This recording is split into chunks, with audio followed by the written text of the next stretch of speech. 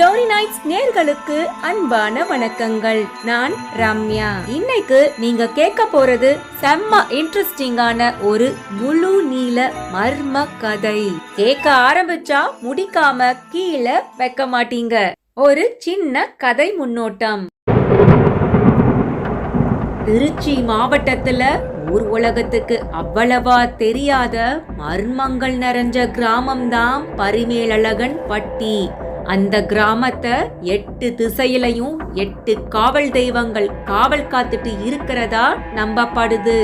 ஊருக்குள்ள ஒரு புதையல். அந்த காவல் தெய்வங்களை மீறி அதை எடுத்துட்டு யாராலையும் ஊர் எல்லைய தாண்ட முடியாது. ஒருவன் முயல்கிறான், எல்லையை தாண்டினானா? வாங்க பரிமேலழகன் பட்டி கதைக்குள்ள போகலாம். பரிமேலழகன் பட்டி பசுமை தாண்டவமாடுற பூமி. சினிமாக்காரங்க கண்ணுல இத்தனை வருஷமா படாம இருந்தது பெரிய ஆச்சரியம். குணசீலம்ல இருந்து ஒரு 6 கிலோமீட்டருக்கு கரடு முரடு சாலைய கடந்து போனா அந்த கிராமத்தோட தரிசனம் கிடைக்கும். அந்த 6 கிலோமீட்டர் சாலையில சரியா கடைசி 1 கிலோமீட்டருக்கு கரடு ஒண்ணு உண்டு. கரடுக்கு சக்களத்தி கரடுன்னு பேரு. அந்த கரடு முழுக்க சிற்பங்களா செதுக்கப்பட்டு இருக்கும். ஆனா எல்லா சிற்பங்களுமே அறகுறையா செதுக்கப்பட்டு இருக்கும். அதாவது தும்பிக்கை இல்லாத யானை, மண்டை இல்லாத குரங்கு, கை இல்லாத மனுஷன்னு. இதையெல்லாம் பார்த்து யாராவது ஆணி நின்னாங்கன்னா ஊருக்கு புதுசுன்னு சொல்லிடலாம். ஏன்னா அழகம்பட்டிக்காரங்களுக்கு அந்த கரடுனாலே பயம். இப்படி இருக்க ஒரு நாள் சென்னையில இருந்து 4 நண்பர்கள் இந்த கிராமத்துக்கு புதுசா வர்றாங்க. குணசீலம்ல இறங்கி அந்த கரடு முரடான 6 கிலோமீட்டர் சாலையோட தொடக்கத்துல நடந்து வந்துட்டு இருக்காங்க. எல்லார் கைகள்லையும் லக்கேஜ், கால்கள்ல தெனாவட்டான நட. இந்த சங்கர நாராயணனை பெல்ட்டாலேயே அடிக்கணுண்டா. இப்படியா வண்டி அனுப்புறேன்னு சொல்லிட்டு கழுத்து அறுத்துட்டான். ஒருவேளை வந்து பார்த்துட்டு திரும்பவும் போயிட்டானோ என்னவோ. அது எப்படிடா திரும்பலாம்? அதான் ஒருத்தருக்கு 4 பேர் கல்யாணத்துக்கு வருவோம்னு தெரியும்ல, இருந்து கூட்டிட்டு போக வேண்டாம் இடியட். இப்படி அந்த 4 ஃப்ரெண்ட்ஸும் சங்கர நாராயணனை திட்டிக்கிட்டே நடந்துட்டு இருக்காங்க. இதையெல்லாம் பார்த்துட்டே அந்த பக்கமா மாடு மேய்ச்சிக்கிட்டு போய்கிட்டு இருந்த அந்த கிராமத்துக்காரர் ஒருத்தர், தம்பிகளா, சங்கர் தம்பி வீட்டு கல்யாணத்துக்கா வந்திருக்கீங்க? ஆமாங்க, உங்களுக்கு சங்கர நாராயணனை தெரியுமா? அட என்ன தம்பி அப்படி கேட்டுட்டீங்க? எங்க ஊர்லயே காலேஜ் எல்லாம் போய் படிச்சிருக்கிற ஒரே புள்ள அதுதான். அத தெரியாதாக்கும்? அது சரி, ஊருக்கு இன்னும் எவ்வளவு தூரம் இருக்கு? அது கிடக்கு கொள்ள தூரம். ஆமா, தம்பி வண்டி அனுப்புறேன்னு சொல்லி இருந்துச்சா? ஆமாங்க, ஆனா இப்படி நடக்க விட்டுட்டான். இருக்காதே, அந்த தம்பி சொன்ன மாதிரி நடந்துக்கும். அதுவும் அதோட அக்கா கல்யாணத்துக்காக வந்திருக்கீங்க, உங்களுக்கு வண்டி அனுப்பாம இருக்காதே. அதான் வண்டி ஒன்னையும் காணுமே. வந்திருந்தா இப்படியா புலம்புவோம்? என்னங்க பதில காணோம்? என்னத்த தம்பி சொல்ல, ஊரே கல்யாண கலையில இருக்குது. ஒருவேளை உங்களுக்கு அனுப்ப வண்டி இல்லையோ என்னவோ. எது எப்படி இருந்தாலும் சரி, போய் அவனுக்கு ஒரு மண்டகப்படி இருக்கு. நாயே, உனக்கே இது நியாயமாடான்னு கேட்டு சட்டைய பிடிக்கத்தான் போறோம். இப்படியே நண்பர்கள் பேசிட்டே நடக்கிறாங்க. ஆனா விவசாயிக்கு மட்டும் வண்டி வராதத பத்தி யோசனையாவே இருந்தது. நட மட்டும் நிக்கல. அந்த கரடு முரடு சாலையோட 2 பக்கமும் கோரை புதர்களா இருக்கு. அதை தாண்டி பச்சை பசேல்னு வயல்வெளி. அத ரசிச்சபடியே போய்கிட்டு இருக்காங்க. ஒரு திருப்பம் வருது. அங்க பார்த்தா தூரத்துல சின்னதா கரடு ஒண்ணு தெரியுது. அதுதான் சக்களத்தி கரடு. அந்த கரட நெருங்க நெருங்க சிற்பங்களா தெரியுது. நண்பர்கள் ஆச்சரியத்தோட பாக்குறாங்க. டேய் கல்யாணம், இந்த மலைய பாத்தியாடா? ஒரே சிற்பங்களா இருக்கு. ஆச்சரியமா இல்ல? ஆமாண்டா, பார்க்க விசித்திரமாவும் இருக்கு. சங்கர் கூட இந்த மலைய பத்தி அப்போ சொல்லியிருக்கான். தம்பிகளா, பேசாம வர்றீங்களா? இது ஒரு பால் புடிச்ச கரடு. கலையும் சிலையுமா இருக்கேன்னு மயங்குனீங்க, அவ்வளவுதான். பேசாம வாங்க. அந்த கிராமத்துக்காரர் இப்படி சொன்னதும் நண்பர்களுக்கு இன்னும் ஆச்சரியமாகுது. ஆமா, ஏன் இப்படி சொல்றீங்க? இந்த கரடை பத்தி சங்கரு தம்பி உங்ககிட்ட வேற ஒன்னும் சொன்னதில்லையா? இல்லையே. நல்லது, நல்ல காரியத்துல கலந்துக்கிறதுக்காக வந்திருக்கீக. இது எல்லாம் உங்களுக்கு எதுக்கு? நல்லபடியா ஊருக்கு திரும்பி போய் சேர வேண்டாமா? அண்ணே, என்ன நீங்க? பசுமையான வயக்காட்டுக்கு நடுவுல ஒரு கரடு இப்படி சிற்பங்களோட இருக்குதேன்னு ஆச்சரியத்தோட பாக்குறோம். அதுக்கு என்னென்னமோ சொல்றீங்க? கல்யாண சுந்தரம் இப்படி ஒரு கேள்வி கேட்க அந்த மாடு மேய்க்கிறவரு ஒரு முறைக்கிறாரு. அப்போ அவரோட ஒரு மாடு கரடு பக்கத்துல இருக்கிற கோர புல்லுல போய் வாய வக்கிது. தா தா, எங்க போய் வாய வச்சுட்டு நாட! அதை இழுத்துட்டு நடு சாலைக்கு கொண்டு வந்து விடுறாரு. 4 பேருக்கும் திரும்பவும் அவ்வளவு ஆச்சரியம். ஒருத்தருக்கொருத்தர் பாத்துக்கறாங்க. அப்போதான் கவனிக்கிறாங்க, வில்வண்டி ஒண்ணு கோர புதருக்குள்ள விழுந்து கிடக்குது. அதுக்கு பின்னாடி 2 மாடு நிக்குது. கொஞ்சம் தள்ளி வண்டி ஓட்டிட்டு வந்தவரும் சேரும் சகதியுமா புதருக்குள்ள மயங்கி கிடக்காரு. அவரை பார்த்த அடுத்த நொடி மாடு மேய்க்கிறவர் வேகமா போய், எலே எலே அம்புலி, என்னலே இது? என்ன ஆச்சுலே உனக்கு? பதில் இல்ல. பதஷ்டத்தோட வயல்கள்ல தேங்கி இருந்த தண்ணீரை எடுத்துட்டு வந்து முகத்துல அடிச்சு தெளிக்கிறாரு. வண்டி ஓட்டி மெதுவா கண்களை திறந்து பாக்குறாரு. அம்புலி, என்னலே, என்ன ஆச்சு? யாரு? மாணிக்கமா? மாணிக்கமே தான். என்ன ஆச்சுலே உனக்கு? மாணிக்கம் அப்படியே திரும்பி நண்பர்களை பார்த்து, தம்பிகளா, பாத்தீங்களா? உங்களுக்காக வந்த வண்டி தான் இது. அனுப்பலன்னு சொன்னீங்களே, இங்க கொடை சாஞ்சி கிடக்குது. ஒரு வழியா வண்டி ஓட்டி எந்திரிச்சு நின்னு, தம்பிகளா, நீங்க தான் சங்கர் தம்பி சிநேகிதங்களா? ஆமாங்க. சரி, நீங்க எப்படிங்க கீழே விழுந்தீங்க? வண்டிய கொஞ்சம் வேகமா விரட்டிட்டேன் தம்பி. சாதாரணமா வந்தாலே இந்த இடத்துல பிரச்சனை. இன்னைக்கு வேகமா வந்துட்டேனா சக்களத்தி கவுத்து விட்டு புட்டா. சொல்லிக்கிட்டே சக்களத்தி குன்ற ஒரு பார்வை பாக்குறாரு. முதல்ல மாணிக்கம் அண்ணன் கரடை பார்த்ததுக்கு ஊரு போய் சேர வேண்டாமான்னு கேட்டாரு. இப்போ இந்த அம்புலி அண்ணன் கரடு கவுத்து விட்டுடுச்சுன்னு சொல்றாரு. நண்பன் ஒருத்தன் சொல்ல எல்லோரும் திரும்ப கரட ஆச்சரியமா பாக்குறாங்க. சரி சரி, வண்டிய நிறுத்தி இவகளை கூட்டிட்டு போற சோழியா பாரு. நீ பாட்டுல எதையாவது ஒளறி வச்சிராதலே. அப்பால கித்தாப்பு பேசின பட்டணத்தானுக்கு ஆன மாதிரி இவகளுக்கு ஏதாவது ஆகி வைக்க போகுது. மாணிக்கம்ங்கிற மாடு மேய்க்கிறவரு திரும்ப திரும்ப மர்மமா பேசுறது நண்பர்களுக்கு குன்று மேல ஆர்வத்தை கூட்டுது. கல்யாண வீடு, பந்தலும் லவுட் ஸ்பீக்கருமா இடமே கலகலன்னு இருக்கு. டேய் கல்யாணம், சுகுமார், ரமேஷ், உப்பிலி, வாங்க வாங்க.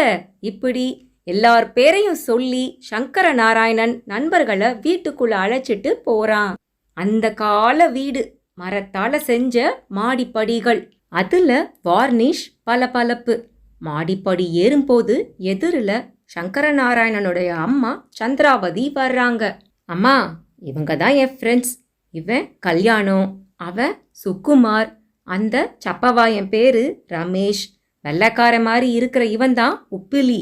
டேய், அறிமுகப்படுத்துற லட்சணமாடா இது? இப்படி சொன்னா தாண்டா நம்ம நட்போட டெப்த்து எங்க அம்மாவுக்கு தெரிய வரும். சரி சரி, போய் குளிச்சுட்டு சாப்பிட வாங்க, சந்திராவதி சொல்லிட்டு கீழே இறங்கி போறாங்க. சங்கர் மாடியில இருக்கிற அவனோட ரூமுக்கு ஃப்ரெண்ட்ஸை கூட்டிட்டு போறான். உட்காருங்கடா, எங்க வராம போயிடுவீங்களோன்னு கவலைப்பட்டுட்டு இருந்தேன். ஏண்டா வர்றேன்னு சொல்லிட்டு வராம இருப்போமா? அது சரி, ஏண்டா லேட்டு? பஸ் கிடைக்கலையா? பஸ் எல்லாம் கிடைச்சிடுச்சு. நீ அனுப்புன வண்டிக்காரன் தான் போட்டு பார்த்துட்டான். வழியிலேயே ஒரு கரடு இருக்கே, அங்க கொடை சாஞ்சு மயக்கம் போட்டு விழுந்து கிடந்தான். நாங்க தான் அவனை எழுப்பி கூட்டிட்டு வந்திருக்கோம், தெரிஞ்சுக்க. என்னது, வண்டி கொடை சாஞ்சுடுச்சா? ஆமாண்டா. அது சரிடா, அது என்னடா சக்களத்தி கரடு? பேரே ஒரு டைப்பா. அதை பத்தி வர வழியில ஒரு ஆள்கிட்ட கேட்டோம். பேசாம ஊரு போய் சேருங்கிறான். அப்படி என்னதாண்டா இருக்கு அந்த சக்களத்தி கரடுல? வந்ததும் வராததுமா ஃப்ரெண்ட்ஸுங்க கரட பத்தி பேசுறது சங்கருக்கு பதஷ்டத்தை கொடுக்குது. விடுங்கடா அத போய் இப்ப பேசிக்கிட்டு. சரி, இப்ப என்ன சாப்பிடுறீங்க? காஃபி கொண்டு வர சொல்லையா? பேச்ச மாத்தாத. சக்களத்தி கரட பத்தி முதல்ல சொல்லு. ஏதோ சினிமா கதையில வர மாதிரி ஆளாளுக்கு பில்டப் மட்டும் கொடுக்குறீங்க. கல்யாண சுந்தரம் விடாம கேக்குறான். சொல்றேன்டா, முதல்ல குளிங்க. கல்யாண வீட்டுக்கு வரதாயி பாட்டின்னு ஒரு பாட்டி வருவாங்க. அவங்க கிட்ட உங்களை அறிமுகப்படுத்தி வைக்கிறேன். பாட்டி என்னை விட சூப்பரா கதை சொல்லுவாங்க. அப்ப கேட்டு தெரிஞ்சுக்கோங்க. இப்ப முதல்ல குளிக்கிற வழிய பாருங்க. சரி, எங்க இருக்கு பாத்ரூம்? இங்க எல்லாம் பாத்ரூம் கிடையாதுடா. குளத்துக்கு போய் தான் குளிக்கணும். என்ன, குளத்துலயா? தண்ணி நல்லா இருக்குமா? நல்லா இருக்குமாவா? எங்க ஊர் குளத்தை பார்த்த அசந்து போயிடுவ. அப்ப கிளம்பு, அந்த குளத்தையும் ஒரு கை பார்த்துடுவோம். பார்த்துடா, அசந்து குளிக்கிறவங்கள எங்க ஊர் குளம் விழுங்கிடும்னு சொல்வாங்க. ஜாகிரதையா குளிக்கணும். அங்கேயே எச்சரிக்கை செஞ்சுட்டு சங்கர் அவனோட ஃப்ரெண்ட்ஸ குளத்துக்கு கூட்டிட்டு போறான். டேய், வேகமா வாங்கடா. அம்மா உங்களோட நான் குளத்துக்கு கிளம்புறத பார்த்தா கத்துவாங்க. சங்கரநாராயணன் அம்மா கண்ணுல படாம நைஸா வெளியேற ஃப்ரெண்ட்ஸ் 4 பேரும் அவன் பின்னாடியே போறாங்க. ஆமா, கல்யாணம் உன் அக்காவுக்கு தானடா? அடப்பாவி, கல்யாண வீட்டுக்கு வந்து கேக்குற கேள்வியாடா இது? டேய் உப்பிலி, ஏண்டா கடிக்கிற? பேசாம வாடா. இப்படி நண்பர்கள் கலகலப்போட பேசிக்கிட்டே அந்த கிராமத்துல இருக்கிற சின்ன சின்ன சந்து வழியா நுழைஞ்சு குளத்தங்கரைய அடையிறாங்க. குளத்தை பார்த்ததும் நண்பர்களுக்கு நிஜமாவே பிரமிப்பு. கண்ணு ரெண்டும் காது வரைக்கும் விரியத்தான் செஞ்சது. கிட்டத்தட்ட 300 மீட்டர் நீள அகலத்துல குளம். நடுவுல ஒரு நீராழி மண்டபம். குளத்தங்கரையில கல் படிகள். அதுல மண்டி கிடக்கும் பாசி. Wow, beautiful. சொன்ன மாதிரியே அசத்தலா இருக்குதுடா குளம். ரசித்தபடியே எல்லோரும் இறங்க ஒருத்தருக்கொருத்தர் சீண்டிக்கிட்டு ஜாலியா குளிக்கிறாங்க. குளத்தோட ஈசானிய மூலையில ஒரு நாய் சிலை கொஞ்சம் உடஞ்சும் செதஞ்சும் இருந்தது. இவங்க கழட்டி எறிஞ்ச சட்டையும் லுங்கியும் அது மேல போய் விழுந்து அத முழுவதுமா மறைச்சி இருந்தது. திடீர்னு கல்யாண சுந்தரம் மட்டும் குளத்தை விட்டு வெளியே போயிடுறான்.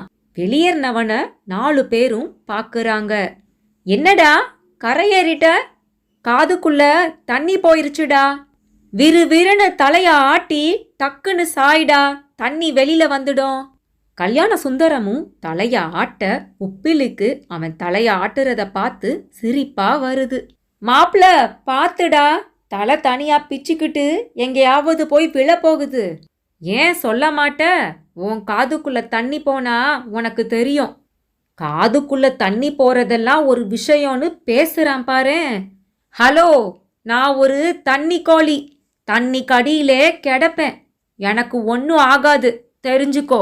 இப்படி தென்னாவட்டா சொன்ன உப்பிலி தண்ணிக்குள்ள கரணமும் அடிச்சு காட்டுறான். டேய் பாத்துடா, வந்த இடத்துல சர்க்கஸ் வேலைய பார்த்து பரலோகம் போய் சேர்ந்துடாத. உன் அம்மாவுக்கு நாங்கள்ல பதில் சொல்லணும். டேய் என்னடா ஆளுக்காலு மிரட்டுறீங்க? நம்ம என்ன மகா சமுத்திரத்தலையா குளிச்சுக்கிட்டு இருக்கோம் பயந்து சாகிறதுக்கு?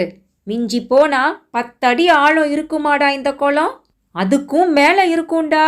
இது எவ்வளவு ஆழம்னு இது வரைக்கும் யாருமே கண்டுபிடிச்சதில்ல, தெரியுமா? சங்கரநாராயணன் இப்படி தன் ஊர் குளத்தை பற்றி பெருமையா சொல்ல இது ஒரு சவாலுக்கு காரணமா ஆரம்பமாகுது. நான் கண்டுபிடிக்கட்டா? உப்பிலி எகிர தொடங்குறான். டேய் சாமி, நாம கல்யாணத்துக்கு வந்திருக்கோம். குளம் எவ்வளவு ஆழம்னு பாக்குறதுக்கு இல்ல, நீ முதல்ல கரையேறு. ரமேஷ் துவட்டிக்கிட்டே உப்பிலிய வெளிய வர சொல்றான். நீ ஒருத்தன்டா. நாம இப்படி சொல்வோம்னு தெரிஞ்சுதான் அவன் அளக்கட்டுமா பொளக்கட்டுமாங்கிறான். ஆபீஸ்ல முழுசா ஒரு ஃபைலை பார்த்து அனுப்ப முடியாத அரகுற ஆளு குளத்துக்குள்ள இறங்கி ஆழத்தை அளக்க போறானாக்கும். ஏறுடா நாயே, முதல்ல கரையேறு. கல்யாண சாப்பாடு காத்துக்கிட்டு இருக்கு. போய் ஒரு வெட்டு வெட்டுவோம். சுகுமார் இப்படி சொன்னதும் உப்பிலிக்கு ரோஷமாகுது. அடுத்த நொடி ஒரு எம்பி குளத்துக்குள்ள போயிடுறான். வெளியில 4 நண்பர்களும் திணறிட்டு நிக்கிறாங்க. டேய், என்னடா இது? விளையாட்டா சொன்னத சீரியஸா எடுத்துக்கிட்டு உள்ள போயிட்டான். எல்லாம் உன்னால தாண்டா. அவனை பத்தி தான் தெரியும்ல.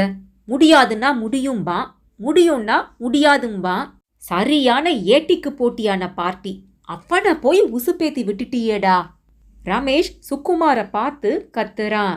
இருடா, தம் கட்ட முடியாம இப்ப தவிச்சிட்டு வெளிய வரப்போறான் பாரு. அவன் மட்டும் வெளிய வரட்டும். சங்கரா, இப்படி ஒரு குளம் இருக்கிறத நீ எங்களுக்கு காட்டியிருக்கவே வேண்டாம். இப்ப பாத்தியா? பொறுடா, நானே மிரண்டு போய் கிடக்கேன். உப்பிலி, உப்பிலி, வெளியில வாடா. சங்கர நாராயணன் கெஞ்சாத குறையா கத்துறான். ஆனா குளத்து நீர்ல எந்த சலனமும் இல்ல. அது உப்பிலிய நான் விழுங்கிட்டேங்கிற மாதிரி அமைதியா இருந்தது. கரை மேல ஒரு பெரியவர் குளிச்சு முடிச்சு தலைய துவட்டிக்கிட்டு போயிட்டு இருக்காரு. நண்பர்கள் புலம்புறத பாக்குறாரு. என்னப்பா, என்ன விஷயம்? பெரியவர் கேக்குறாரு. ஒண்ணுமில்ல பெரியவரே, எங்க ஃப்ரெண்டு ஒருத்தன் ஆழத்தை தெரிஞ்சுக்கணும்னு உள்ள போயிருக்கான். ஆளை காணோம். அட கரகமே, இந்த பைரவன் படுக ஒரு பனைமரம் ஆழமாச்சே. உள்ள போனா வெளியில வரவே முடியாதே. ஒரு பனைமரம் ஆழமா? ஆமாப்பா. ஏப்பா சங்கரு, நீ உள்ளூர்காரன் தானே? உனக்கு கூடவா தெரியாது? சொல்லியிருக்க வேண்டியது தானே. அட, நீ வேற பெருசு. விளையாட்டா சொன்னது விபரீதத்துல போய் நிக்குது. நானே தவிச்சுக்கிட்டு இருக்கேன், நீங்க வேற. நண்பர்கள் 4 பேரும் தவிச்சுக்கிட்டு நிக்கிறாங்க. அப்போ அந்த பெரியவரோட பார்வை கரையோரமா இருக்கிற நாய் சில மேல போகுது. அது மேல நண்பர்கள் கலட்டி எரிஞ்ச சட்டையும் லுங்கியும். ஓடி போய் வேளையா அதை எடுத்து எரிஞ்ச பெரியவர் கன்னத்துல போட்டுக்கிடுறாரு. நண்பர்களுக்கு வியப்பா இருக்குது. யாருடா உடுப்பையெல்லாம் இந்த பைரவசாமி சிலை மேல போட்டது? பெரியவர் கத்துறாரு. இது சாமிடா. இது மேல போய் உங்க அழுக்கு உடுப்பை தூக்கி போட்டிருக்கீங்க. இப்படியெல்லாம் செஞ்சா ஒழுங்கா ஊரு போய் சேர மாட்டீங்க. பைரவரே நாயா வந்து கடிச்சு குதறி புடுவாரு, ஜாக்கிரத. நண்பர்கள் மிரண்டு போய் நிக்கிறாங்க. அதே சமயம் குளத்துல சலசலன்னு சத்தம். உப்பிலி ஒரு வழியா நீந்தி வந்து படிக்கட்டுல ஏறி நிக்கிறான். அப்படியே வலக்கைய நீட்டி குளத்து அடியாழத்துல இருந்து எடுத்துட்டு வந்த மண்ணை காட்டுறான். என்னடா இது? சேரு. அடி வர போய் எடுத்துட்டு வந்திருக்கேண்டா. சொன்னபடியே கைகளை விரிக்கிறான். கொல கொலன்னு சேரு. இத பார்த்துட்டு இருந்த பெரியவருக்கு ஒரே வியப்பு. நல்ல வேளை உப்பிலி உயிரோட வந்து எங்க வயித்துல பாலை வார்த்த. இந்த பெரியவர் வேற கண்டத சொல்லி எங்களை குழப்பி விட்டுட்டாரு. பெரியவர் இனி அங்க நிக்கிறது அர்த்தம் இல்லைன்னு அங்க இருந்து போயிடுறாரு. உப்பிலி கையில இருக்கிற சேர உதற அது பொத்துன்னு மேல்படியில வந்து விழுகுது. அதுல ஒரு மினுமினுப்பு. என்னடா இந்த மண்ணு மின்னுது? சுகுமார் குனிஞ்சு அந்த மண்ணை பிசைஞ்சு பாக்குறான். உள்ள வட்டமா ஒரு உலோக நாணயம். டேய், ஏதோ காசுடா. ஆச்சரியத்தோட அதை வேகமா தொடச்சு பாக்குறான். அந்த நாணயத்துல ஒரு பக்கம் தலமுத்திர, இன்னொரு பக்கம் ஒரு சவரன்னு எழுதியிருக்கு. நண்பர்கள் முகத்துல இன்ப அதிர்ச்சி. அங்க கல்யாண வீட்டுல கல்யாண சடங்குகள் களை கட்ட தொடங்கி இருந்துச்சு. ஒரு பக்கம் மேல தாளத்தோட கச்சேரி நடக்குது. ஒரு பக்கம் சின்ன குழந்தைங்க ஓடி ஆடி விளையாடிக்கிட்டு இருக்காங்க. வீட்டு கொல்லையில சமையல் வேலை கம கமன்னு நடந்துக்கிட்டு இருக்கு. மணப்பெண் அறையில சங்கரோட அக்கா அபிராமிக்கு கிராமத்து பெண்கள் எல்லாம் சேர்ந்து அலங்காரம் பண்ணி விட்டுட்டு இருக்காங்க. கிராமத்து கல்யாணம், அதனால ஊரே திரண்டு வந்து கல்யாண வீடே ஆளும் பேருமா திமு திமுன்னு இருக்கு. திடீர்னு ஒரே சத்தம்.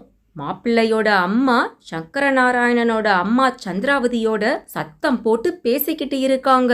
அங்க ஒரு கூட்டமே கூடிடுச்சு. நீங்க இப்படி பேச்சு மாறக்கூடாது சம்மந்தி, கொஞ்சம் கூட நல்லா இல்லை இது.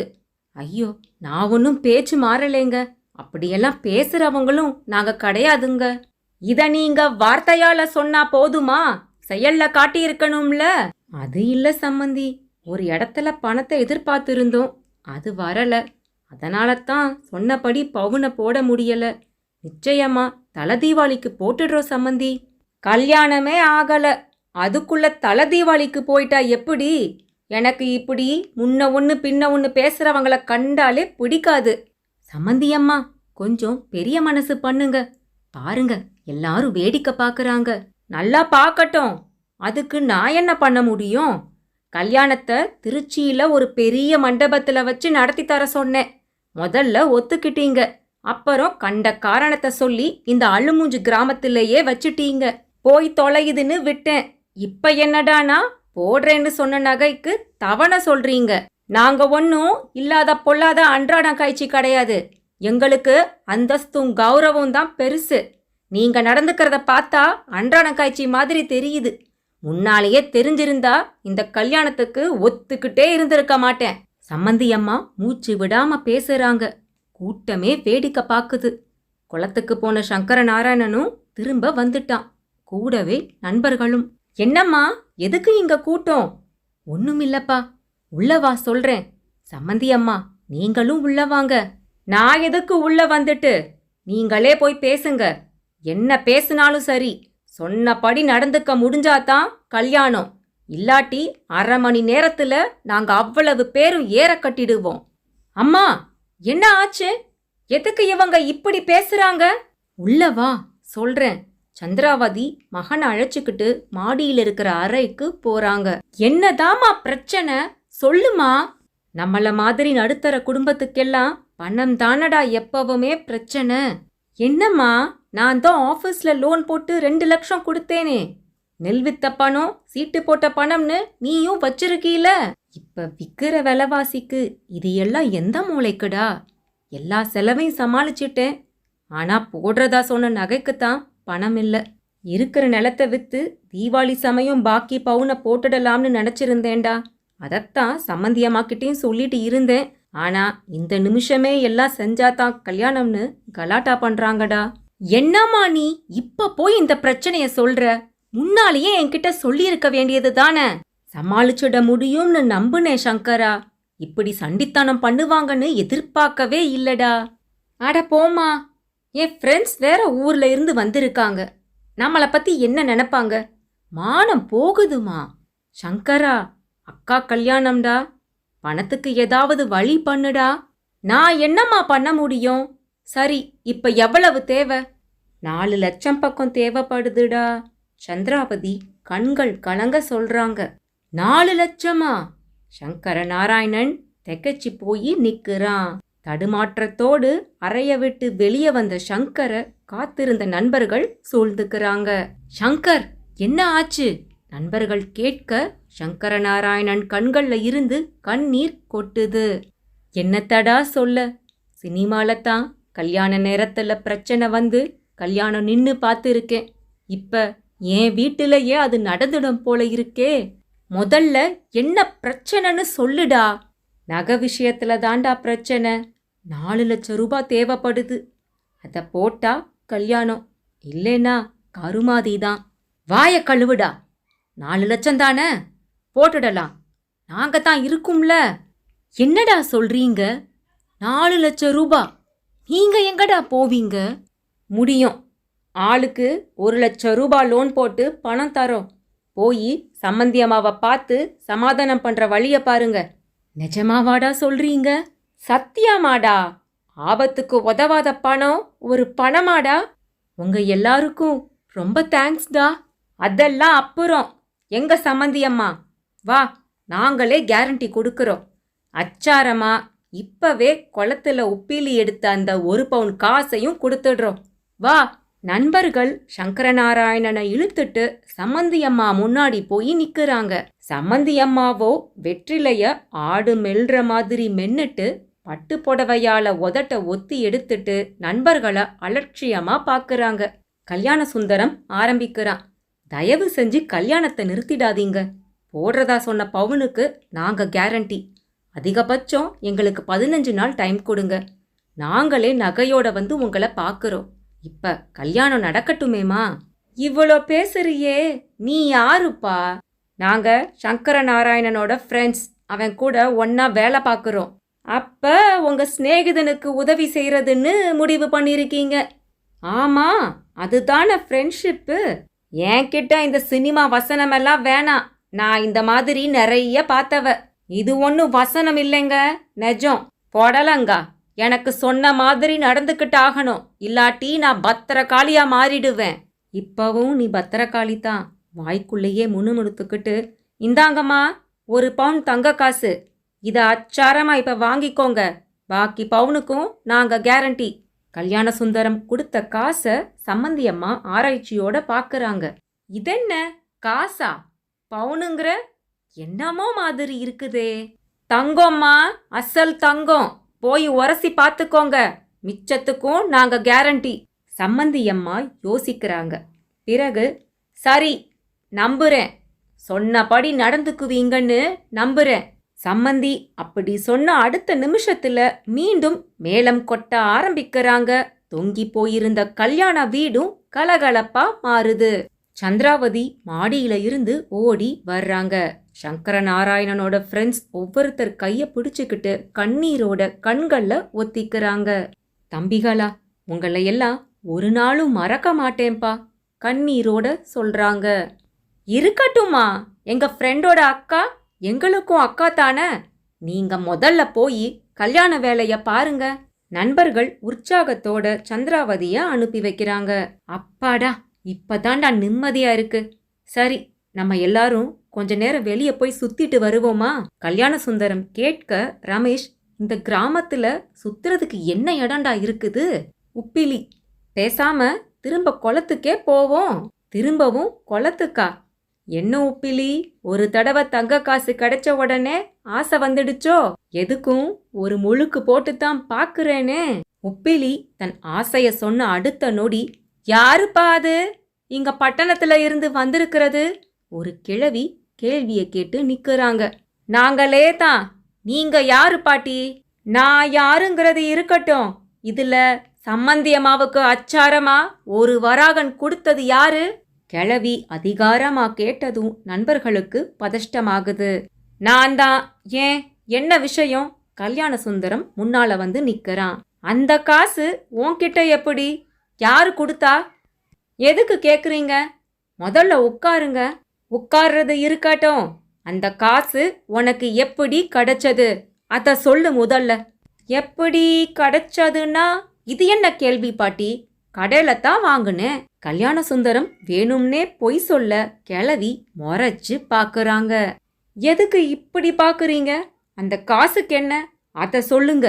அழகன்பட்டி ஜமீனு இந்த சீமைய ஆண்ட காலத்துல அடிச்ச நாணயண்டா அது. அது எப்படிடா கடையில கிடைக்கும்? யாரு காதுல பூ சுத்துற? அப்ப அது ஜமீன் காசா? என்னடா ஒன்னும் தெரியாத மாதிரி கேக்குற? உண்மைய சொல்லு. அது எப்படி உனக்கு கிடைச்சிச்சு? எதுக்கு கேக்குறீங்கன்னு நீங்க சொல்லுங்க. அப்புறம் எப்படி கிடைச்சிச்சுன்னு நான் சொல்றேன். நல்லா கேட்டுக்கங்கடா. இந்த மண்ணுல அது புதையலா போய் பல காலம் ஆயிடுச்சு. அந்த புதையல யாரு தொட்டு எடுத்தாலும், அந்த காசு யாருக்கிட்ட இருந்தாலும் அவங்க உசுரோடவே இருக்க முடியாதுடா. 8 திக்குலையும் அந்த புதையல காவல் காக்குற எங்க ஊர் சாமிங்க உசுரோடவே விடாது. ஏதாவது மாய மந்திரம் பண்ணி அந்த புதையலை எடுத்திருந்தா எடுத்த இடத்துல போட்டுட்டு போயிடுங்க. இல்லாட்டி ஊரு எல்லைய தாண்ட மாட்டீங்க. நண்பர்களுக்கு பாட்டி ஏதோ கதை சொன்ன மாதிரி இருந்தது. என்ன பாட்டி நீங்க? புதையலு, 8 தீக்கு, மாய மந்திரம்னு எங்களை பார்த்து என்னென்னமோ சொல்றீங்க? நாங்கெல்லாம் சென்னையில வேலை பார்க்கறவங்க. இந்த வீட்டு கல்யாணத்துல கலந்துக்கிறதுக்காக வந்திருக்கோம். உங்க ஊர் குளத்துக்கு குளிக்க போனப்போ அடியாழம் வர போய் மண்ணி எடுத்துட்டு வரேன்னு சொல்லி உள்ள போனா இந்த உப்பிலி. அப்படி அவன் எடுத்துட்டு வந்த அந்த மண்ணுல இந்த ஒரு காசு இருந்துச்சு. அவ்வளவுதான் எங்களுக்கு தெரியும். இதுக்கு மேல சத்தியமா எங்களுக்கு எதுவும் தெரியாது. அப்ப குளத்துக்குள்ளத்தான் புதையல் இருக்குதா? கிழவி அவங்களுக்குள்ளேயே பேசிட்டு ஜன்னல் வழியா பார்க்க தொலைதூரத்துல சக்களத்தி கரடு கண்ணில் படுது. ஆத்தா சக்களத்தி, என்னை எதுக்காக உசுரோட விட்டு வச்சிருக்கேன்னு எனக்கு இப்ப தாண்டி புரியுது. நான் பண்ணின பூஜையும் புனஸ்காரமும் வீண் போகல. அதுபோல உன் புதையலையும் யாரும் கொண்டு போகவும் விடமாட்டேன். கொண்டு போக விடவே மாட்டேன். கிழவியோட இந்த புலம்பல் நண்பர்களுக்கு ஆச்சரியமா இருக்கு. கிழவி திரும்பவும் நண்பர்கள் பக்கம் திரும்பி, இதுல யாரு உப்பிலி? நான் தான் பாட்டி. முதல்ல சக்களத்தி கரடுக்கு போய் அங்க சாமியாயிட்ட சக்களத்தி காலடியில ஒரு கற்பூரத்தை கொளுத்தி கும்பிட்டுட்டு வா. ஓடு. எதுக்கு? ஏன் எதுக்குன்னெல்லாம் கேட்காத. நீ உசுரோட இருக்கணும்னா சொன்னத செய். கிழவி மிரட்டுறாங்க. வெளியில எங்கேயாவது போகலாம்னு நினைச்ச நண்பர்களுக்கும் இது ஒரு சாக்கா பட்டது. நால்வரும் சக்களத்தி கரடுக்கு கிளம்புறாங்க. 4 பேரும் ஜம்முன்னு ட்ரெஸ் பண்ணிக்கிட்டு கல்யாண வீட்டை விட்டு வெளியில போறாங்க. சங்கர நாராயணன் ஓடி வர்றான். டேய், எங்கடா கிளம்பிட்டீங்க? சும்மா ஊரை சுத்தி பார்க்கலாம்னு போறோம். டேய், எதுக்குடா இவன்கிட்ட மறைக்கிற? சங்கர், அந்த சக்களத்தி கரடுக்கு தாண்டா போறோம். என்னது, அங்கயா? சங்கர் அதிர்ச்சியோட கேக்குறான். அட, அப்படி அங்க என்ன தாண்டா இருக்கு? எல்லாரும் அதிர்ச்சியவே காட்டுறீங்க. டேய், அந்த கிழவி போக சொன்ன விஷயத்தையும் சொல்லுங்க. அப்பத்தான் அவனுக்கு தெளிவா புரியும். யாரு? வரதாயி பாட்டியா? அதெல்லாம் தெரியாது. ஒரு பாட்டி வந்து பயங்கரமா எங்களை குழப்பிட்டாங்க. குளத்துல இருந்து எடுத்த அந்த காசு கூட புதையல் காசாம்.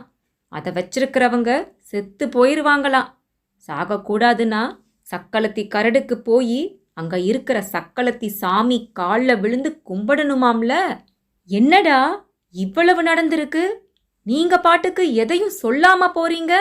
நீயே கல்யாண டென்ஷன்ல இருக்க. பத்தாததுக்கு பத்திரகாளி மாதிரி ஒரு சம்மந்தி. நீ போய் அவங்கள கவனிடா. நாங்க போயிட்டு வந்துடுறோம். இன்னொன்னு, பாட்டி சொன்னதுக்காகலாம் பயந்து போய் ஒன்றும் நாங்க அங்க போகல. எங்களுக்கே அங்க போய் பார்க்கணும்னு ஒரு ஆசைதான். அதெப்படா கிராமத்துல மட்டும் இவ்வளோ மூட நம்பிக்கை? சரியான முட்டாளுங்க. டேய், எவன்டா அவன் வாழ வாழன்னு பேசிக்கிட்டு? சங்கர், நீ போ. 1 மணி நேரத்துல நாங்க வந்துடுவோம். நண்பர்கள் சங்கர நாராயணன் கிட்ட சொல்லிட்டு கிளம்புறாங்க. சங்கருக்கு பயம் தொற்றிக்கொள்ளுது. என்ன இது, நாமளும் ரொம்ப பயப்படுறோம். ச்சே, அது எல்லாம் முட்டாள்தனம்தான்னு தனக்குத்தானே சொல்லிக்கிட்டு சங்கர் திரும்பிடுறான். எதிரில் வரதாயி பாட்டி. என்ன, உன் சிநேகிதனுங்க போயிட்டாங்களா? இப்பதான் போறாங்க. நீங்க தான் போக சொன்னீங்களாம்ல. ஆமா, உன் சிநேகித பசங்க உசுரோட இருக்கணும்ல. என்ன பாட்டி நீ? சுடுகாடுனா பேயி, ஒத்த பனைமரம்னா முனிசாமின்னு ரீல் விட்ட காலமெல்லாம் மலையேறி போச்சு. பேயும் இல்ல பிசாசும் இல்லைன்னு உலகம் புரிஞ்சுக்கிடுச்சு. உன்ன மாதிரி கிழவிங்க தான் உசுரோட இருந்துக்கிட்டு ஏதாவது பழைய கதைய சொல்லி பேயி பூதம்னு மிரட்டிக்கிட்டு இருக்கீங்க. சங்கரநாராயணன் இப்படி சலிப்போட பேசுனது வரதாயி பாட்டிக்கு கோபத்தை உண்டாக்குது. எலே, நாளைக்கு இதே நேரம் நான் சொல்றதெல்லாம் உண்மைன்னு நீ நம்புவடா? அப்ப தெரியும் உனக்கு. அப்படியா? நாளைக்கு அப்படி என்னதான் பாட்டி நடக்க போகுது? வரதாயி பாட்டி பதில் ஒன்னும் சொல்லல. திரும்பி சம்மந்தி அம்மாளை மட்டும் ஒரு பார்வை பார்த்துட்டு கிளம்புறாங்க. பாட்டி, எங்க கிளம்பிட்ட? இருந்து மாப்பிள்ளை அழைப்பு முடிஞ்சு சாப்பிட்டுட்டு போ. பதில் இல்ல. வரதாயி பாட்டி கல்யாண வீட்டை விட்டு வெளியில போயிடுறாங்க. அங்க நண்பர்கள் 4 பேரும் சக்களத்தி கரடு நோக்கி போய்கிட்டு இருக்காங்க. சாலையில மழைநீர் தேங்கி இருக்க அங்க அங்க பச்சை தவளைகள் குதிச்சிட்டு இருந்தது. வயல்ல இருந்து சிலு சிலுன்னு குளிர்காத்து வேற வீசுது. என்ன சொல்லு, கிராமம் கிராமம் தாண்டா. ஆமாண்டா. சரி, அது என்னடா சக்களத்தி கரடுன்னு பேர் வச்சிருக்காங்க? யாருடா அது சக்களத்தி? சக்களத்தின்னா அர்த்தம் தெரியும்ல. இந்த ஊர்ல இல்ல அக்கம் பக்கத்துல யாருக்காவது 2வது பொண்டாட்டி இருந்திருக்கணும். பொண்டாட்டி கொடுமை தாங்காம அவ இந்த கரடுக்கு வந்து தற்கொலை செஞ்சிருக்கணும். நீ வேணா கேட்டுப்பாரு, இப்படித்தான் ஏதாவது கதை இருக்கும். ஓஹோ, அதனாலதான் சக்களத்தி கரடுன்னு சொல்றாங்களோ? பின்ன ஒருவருக்கொருவர் கேள்வியும் பதிலுமா பேசிக்கிட்டே கரடு கிட்ட வந்துட்டாங்க. பக்கத்துல வந்ததும் கரடுல இருக்கிற சிற்பங்கள் கம்பீரமா தெரியுது. பாருடா, எவனோ வேலை மெனக்கிட்டு எல்லாத்தையும் செதுக்கிட்டு பாதியில விட்டுட்டு போயிருக்கான். ஒரு யானை சிலைய பார்த்துட்டு கல்யாண சுந்தரம் சொல்றான். ஏய், யாருப்பா அது? சாலையில் இருந்து ஒரு குரல். தோல்ல கலப்பை போட்டு இருக்காரு. எதுக்கு கேக்குறீங்க? பதில் கேள்வி. அங்க எல்லாம் போகாதீங்க, வந்துடுங்க, ஆபத்து. எல்லாம் தெரிஞ்சுதான் வந்திருக்கோம் பெரியவரே, நீங்க போங்க, நாங்க பாத்துக்கிறோம். நண்பர்கள் எப்படியோ அவரை சமாளிச்சு அனுப்பிடுறாங்க. கரட அண்ணாந்து பாக்குறாங்க. கிட்டத்தட்ட 200 மீட்டர் நீளம் இருக்கும். கரடு ஒட்டியே நடந்து போய்கிட்டு இருக்க குகை ஒன்னு கண்ணில் படுது. குகைக்குள்ள போறாங்க. அங்க குங்குமமும் எலுமிச்சை துண்டுகளுமா செதறி கிடக்குது. கல்யாணம், என்னடா இது? யாரோ திருஷ்டி கழிச்சு தூக்கி எறிஞ்ச மாதிரி இருக்கு. அதான, ஒருவேளை அது மாதிரி இங்க வந்து பண்ணிட்டு போவாங்களோ என்னவோ. சரி சரி வா. அங்க பாரு, பாவை விளக்கு சிற்பம் பியூட்டிஃபுல்லா இருக்கு. ஆமாண்டா, இங்க பாரு சிங்கச்சேலை, இது கூட சூப்பரா இருக்குது பாரேன். பேசியபடியே சக்களத்தி சிலைய தேடி போறாங்க. அப்போ கீழே இருக்கிற சில கற்களை எடுத்து ரமேஷ் எரிஞ்சுக்கிட்டே வர்றான். டேய், கல்ல பார்த்தா எடுத்து எரியணுமா? கைய வச்சுக்கிட்டு தான் சும்மா வாயேன். விட்ரா, அவ என்னைக்கு தான் பேச்ச கேட்டிருக்கான். டேய், முதல்ல சக்களத்தி சன்னதி எங்கன்னு தேடுங்கடா. உப்பிலி, ரெடியாயிரு, நீ தான் கற்பூரம் ஏத்தி வச்சு சாமி கும்பிடணும். முதல்ல சாமிய கண்டுபிடிப்போம், அப்புறமா கும்பிடுறத பத்தி யோசிக்கலாம். உப்பிலி இலக்காரத்தோட பதில் சொல்லிட்டு அவனும் ஒரு கல்லை எடுத்து வீச, அடுத்த நொடி அம்மா அப்படின்னு ஒரு குரல். 4 பேருக்கும் திக்குன்னு ஆகுது. டேய், யாருடா அது? தெரியலடா. மிரண்ட விழிகளோட 4 பக்கமும் பாக்குறாங்க. கல் விழுந்த பக்கத்துல காராமணி புதர், அதை விளக்கிக்கிட்டு தாடியும் மீசையுமா ஒரு முகம் தெரியுது. 4 பேரும் இங்க வாங்க. குரலில் அதட்டல். இல்ல, நீங்க இங்க வாங்க. உப்பிலியின் பதில். பதிலுக்கு பதில் பேசாம இங்க வாங்க. நீங்க வருவீங்கன்னு எனக்கு தெரியும். என்னடா இப்படி சொல்றாரு? போய் பாத்துருவோமா? ஒருவேளை மந்திரவாதியா இருந்தா? டேய், மந்திரவாதிங்க எல்லாம் தெலுங்கு டப்பிங் சினிமாவிலையும் டிவி சீரியல்லையும் நடிக்க போயிட்டாங்கடா. நடங்கடா, போய் பார்க்கலாம். உப்பிலி தைரியமா நடக்கிறான். மூவரும் அவனை பின்தொடர்ந்து வர்றாங்க. பக்கத்துல போய் பார்த்தவங்களுக்கு தூக்கி வாரி போடுது. அவருக்கு ஒரு காலும் ஒரு கையும் இல்ல. என்ன பாக்குறீங்க?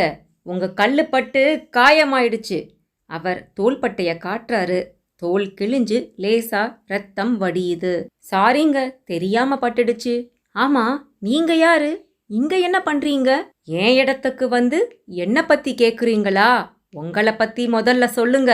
நாங்க எங்க நண்பனோட அக்கா கல்யாணத்துக்காக இந்த ஊருக்கு வந்தோம். வந்த இடத்துல என்ன, இந்த இடத்த பற்றி கேள்விப்பட்டு பார்க்க வந்தீங்களா? ஆமா. யாரும் போக வேண்டாம்னு சொல்லலையா? சொல்லலையாவா? சரிதான். இங்க போனா நடக்கக்கூடாதெல்லாம் நடந்துரும்னு மிரட்டிக்கிட்டே இருந்தாங்க. ஆனாலும் நீங்க வந்திருக்கீங்க. நாங்க சிட்டியில இருக்கிறவங்க, படிச்சவங்க. எதுக்கு பயப்படணும், எதுக்கு பயப்படக்கூடாதுன்னு எங்களுக்கு தெரியும். சரி, கால்கை இல்லாத நீங்க இந்த இடத்துல என்ன பண்றீங்க? நான் இந்த சக்களத்தி கரடோட காவல்காரன். மனுஷங்களோட பேசி பல வருஷமாயிடுச்சு. ஏன், யாரும் இந்த பக்கம் வராததாலையா? வந்தாலும் நான் கண்ணில் படணுமே. என்ன சொல்றீங்க? ஒண்ணுமே புரியல. அதானே, அந்த வரதாயி கிழவி மாதிரியே இவரும் புதிரா போடுறாரு. அது சரி, இங்க எப்படி இருக்கீங்க? சாப்பாடு, குளியல் எல்லாம்? அதெல்லாம் இருக்கட்டும். வரதாயி கிழவி என்ன சொன்னா? என்னென்னமோ சொன்னாங்க. இங்க சக்களத்தின்னு ஒரு சாமி இருக்காமே, அதை நான் கும்பிடணுமா, இல்லாட்டி ஆபத்தான். நீ என்ன தப்பு பண்ணின அத சொல்லு. ஒரு தப்பும் பண்ணல. ஊர்க்குளத்துல 1 பவுன் தங்க காசு கிடைச்சிச்சு. எல்லாம் அதனால வந்த வென. என்னது, ஊர்க்குளத்துல பொற்காசா? ஆமா, அத போய் புதையல் மாதிரி நினைச்சிட்டு பேசுது அந்த கிழவி. யாரு யாரு கையில அது கிடைச்சிச்சு? ஏன் இப்படி டெம்ட் ஆகுறீங்க? என் கையில தான் கிடைச்சிச்சு, உப்பிலி சொல்றான்.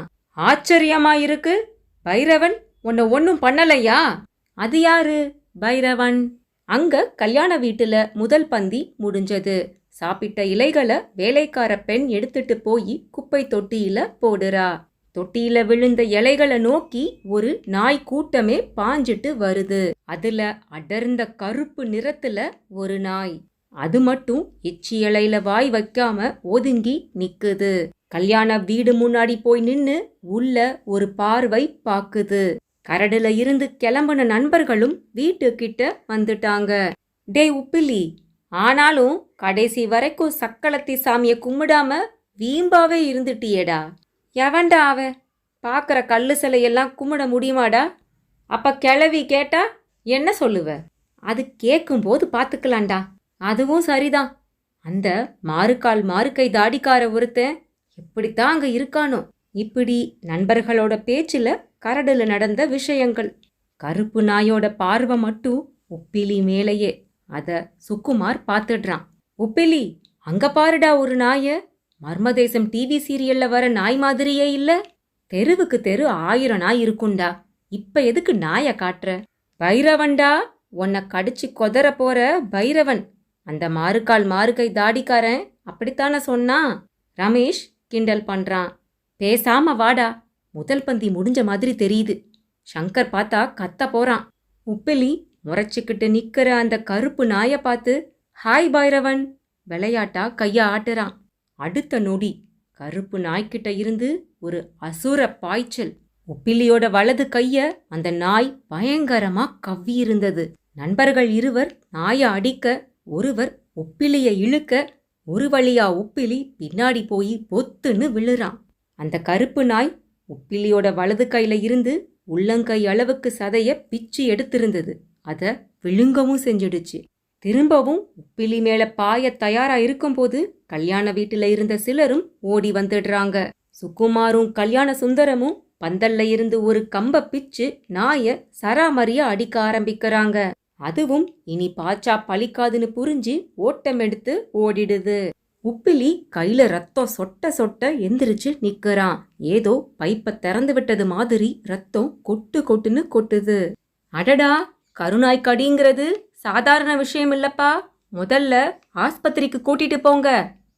கூட்டத்துல ஒருத்தர் குரல் கொடுக்கறாரு. வெளியில வந்த சங்கர நாராயணனும் உப்பிலிய பார்த்து பதஷ்டமாகறான். நல்ல வேளையா கல்யாண வீட்டுக்கு ஒரு கோஷ்டி டிராக்டர்ல வந்திருந்தது. டிரைவர் வண்டியை எடுக்க உப்பிலிய ட்ரெய்லர்ல போட்டு நண்பர்களும் ஏறிக்கிறாங்க. சங்கர நாராயணனும் வண்டியில ஏற போக நண்பர்கள் அவனை கல்யாண வேலையை கவனிக்க சொல்லி அனுப்பிட்டாங்க. டிராக்டர் முடிஞ்ச அளவுக்கு வேகம் எடுத்து ஓட ஆரம்பிக்குது. அப்போ வீதியோட வளைவுல குளத்தங்கரையில பார்த்த பெரியவர் நின்னுட்டு இருக்காரு. பைரவசாமி சும்மா விட மாட்டாருன்னு சொன்னேன்ல, நடந்துருச்சு பாத்தீங்களா? சத்தமா சொல்றாரு. நண்பர்கள் 3 பேரும் அந்த பெரியவரை கொஞ்சம் கோபத்தோட பாக்குறாங்க. டிராக்டர் ட்ரெய்லர்ல உப்பிலிய சுக்குமார் மடியில படுக்க வச்சிருந்தாங்க. மேடு பள்ளங்கள்ல போகும்போது டிராக்டர் அவனை தூக்கி தூக்கி போட்டது. வலி தாங்காம உப்பிலி முனகிக்கிட்டே இருந்தான். கல்யாணம், அந்த பெரியவர் சொன்னத கேட்டியா? அதை பத்தி தான் யோசிச்சுட்டு இருக்கேன். அவர் சொன்னதுதான் உண்மையா இல்ல காக்கா உட்கார பணம் பழம் விழுந்த கதையான்னு தெரியலையேடா. கடைசியா சொன்னதுதான் கரெக்ட். நாம ரொம்ப தான் அலட்டிக்கிறோம். தெருவுன்னு இருந்தா தெரு நாய்களும் இருக்கத்தான் செய்யும். அதுங்க ஆளுங்களை கடிக்கிறதும் சகஜம்தானடா. எதுக்கும் இவன் அந்த பாட்டி சொன்ன மாதிரி சக்களத்தி கரடுல அந்த சாமியை கும்பிட்டு இருக்கலாம். கல் சிலையெல்லாம் கும்பிட நான் ஒன்னும் முட்டாப்பைய இல்லைன்னு வீராப்பா சொன்னான். இப்படி நாய்க்கடிப்பட்டு படுத்து கிடக்குறான். ரமேஷ் கொஞ்சமா கட்சி மாறுனா. டேய், அர்த்தத்தோட பேசுடா. அவன் சொன்னதுல என்ன தப்பு? என் மாமாவோட வீடு தெருவோட ஒரு மூலையில இருக்கு. அது எப்பவுமே இருட்டா இருக்கும். அதனால போற வர்றவங்க அங்க பாத்ரூம் போக ஆரம்பிச்சுட்டாங்க. அதை தடுக்க எங்க மாமா ஒரு வழி பண்ணாரு. அங்க ஒரு பிள்ளையார் சிலைய வச்சு சின்னதா ஒரு லைட்டை மட்டும் போட்டாரு. அன்னையில இருந்து அங்க பாத்ரூம் போறத நிறுத்திட்டாங்க. அவ்வளவுதான். இதுக்காக அந்த சிலை தான் பிள்ளையாருன்னு யாரும் விழுந்து கும்பிடுறதும் இல்லை. இதெல்லாம் ஒரு சைக்காலஜிக்கல் ட்ரீட்மெண்டா. அது மாதிரி தான் அந்த சில விஷயமும். யாரோ ஒரு சக்களத்தியா அவ சாமி ஆயிட்டாலாம். அவளை நாம கும்பிடலைனா அது ஆபத்தான். கேட்க நல்லாவாடா இருக்கு. கல்யாண சுந்தரம் இப்படி பேசிக்கிட்டே வர டிராக்டரும் சக்களத்தி கரட நெருங்கிடுச்சு. டிராக்டர் டிரைவர் வண்டிய ஒரு ஓரமா நிறுத்திட்டு கீழே இறங்குறான். அங்க இடுப்பளவு உயரத்துல இருக்கிற ஒரு கருங்கல் மேல சூடத்தை வச்சு கொளுத்துறான்.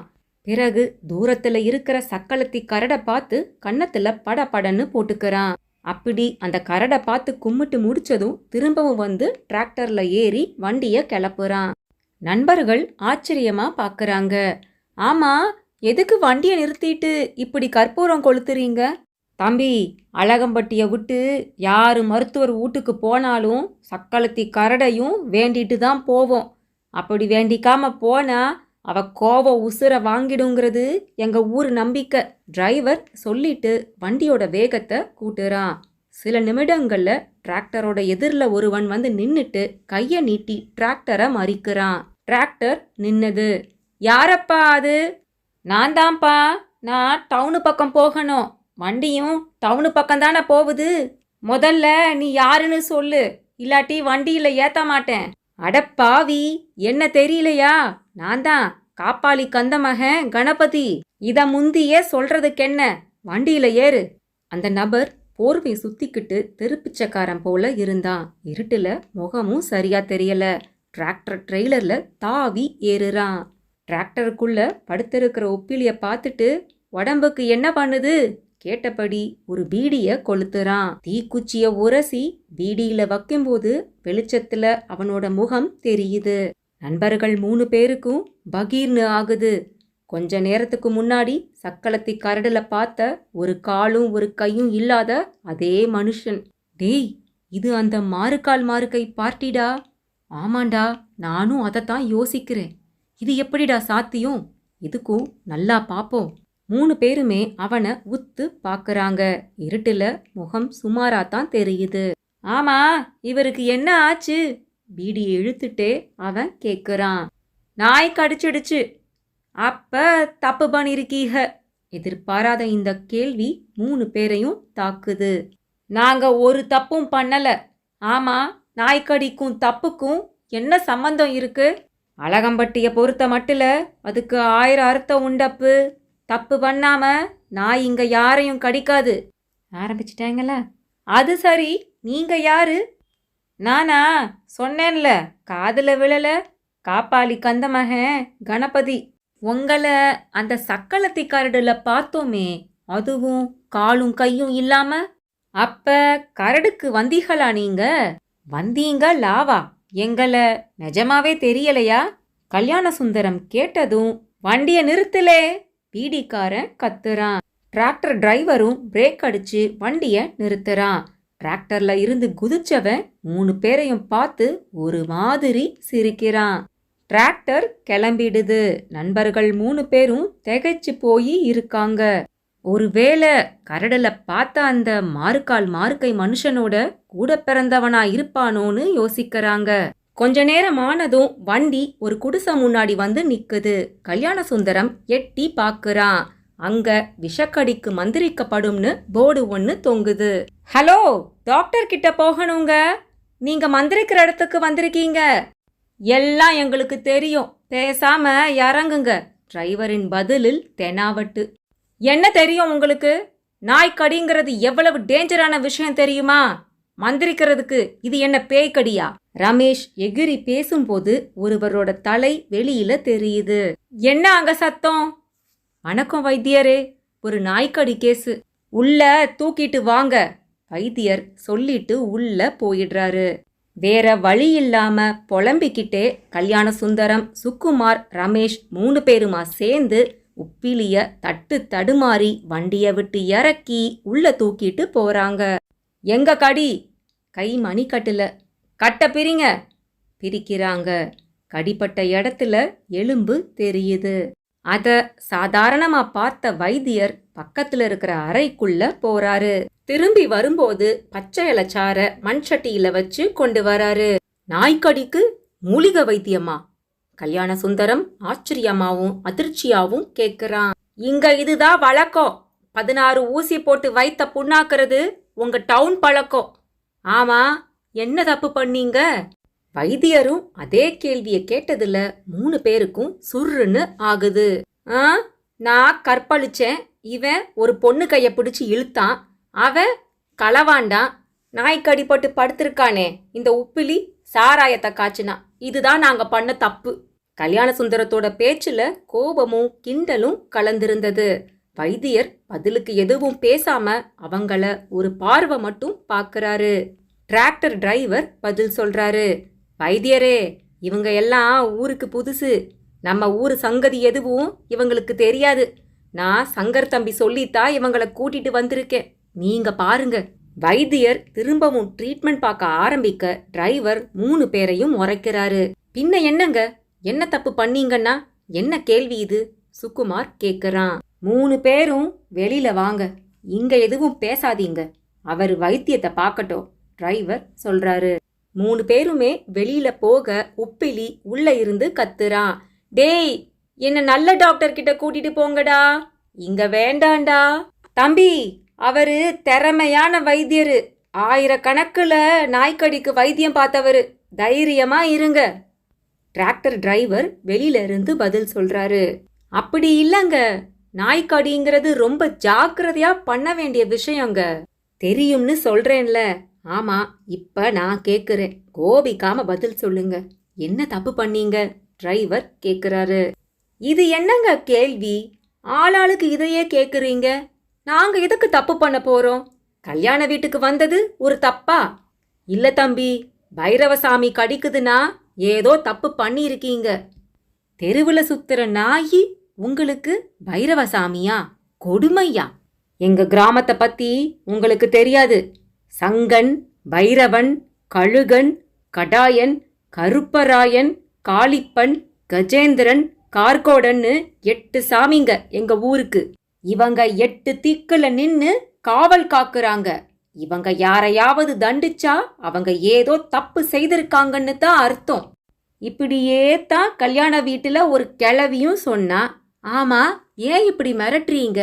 யாரு, வரதாயி கிழவியா? யாரோ ஒரு ஆயி. எனக்கு முதல்ல பதில் சொல்லுங்க. அப்ப வரதாயி சொல்லியும் கேட்கலையா? அதான் பைரவன் பாஞ்சிருக்கான். அது சரி, கல்யாணம் இனி இந்த ஆள்கிட்ட பேசுறதுல எந்த பிரயோஜனமும் இல்லடா. தொட்டு தொட்டு நம்மள மிரட்டுறதையே குறியா வச்சிருக்கானுங்க. நல்ல கிராமம்பா. உப்பிலிய திருச்சியில ஒரு நல்ல டாக்டர் கிட்ட கூட்டிட்டு போய் காட்டுவோம். ஏதாவது வண்டி வருதா பாரு. கமான். ஆமாண்டா. அப்புறம் சென்னைக்கு போன உடனே சினிமாக்காரங்களை கூப்பிட்டு இந்த ஊரை பத்தி சொல்லணும்டா. அவங்க இங்க வந்தாங்கன்னா மூட்டை மூட்டையா கதை கிடைக்கும்ல. கிண்டல் பேசிட்டு இருக்கிற நண்பர்களை டிரைவர் வெறிச்சு பாக்குறாரு. கோபத்தோட நேர குடிசைக்குள்ள போறாரு. அங்க வைத்தியர் கட்டு போட்டுட்டு இருக்காரு. வைத்தியரே, விட்டுருங்க. இவங்களுக்கெல்லாம் சுய புத்தியும் இல்ல, சொல் புத்தியும் இல்ல. வார்த்தைக்கு வார்த்தை படிச்ச திமிர காட்டுதுங்க.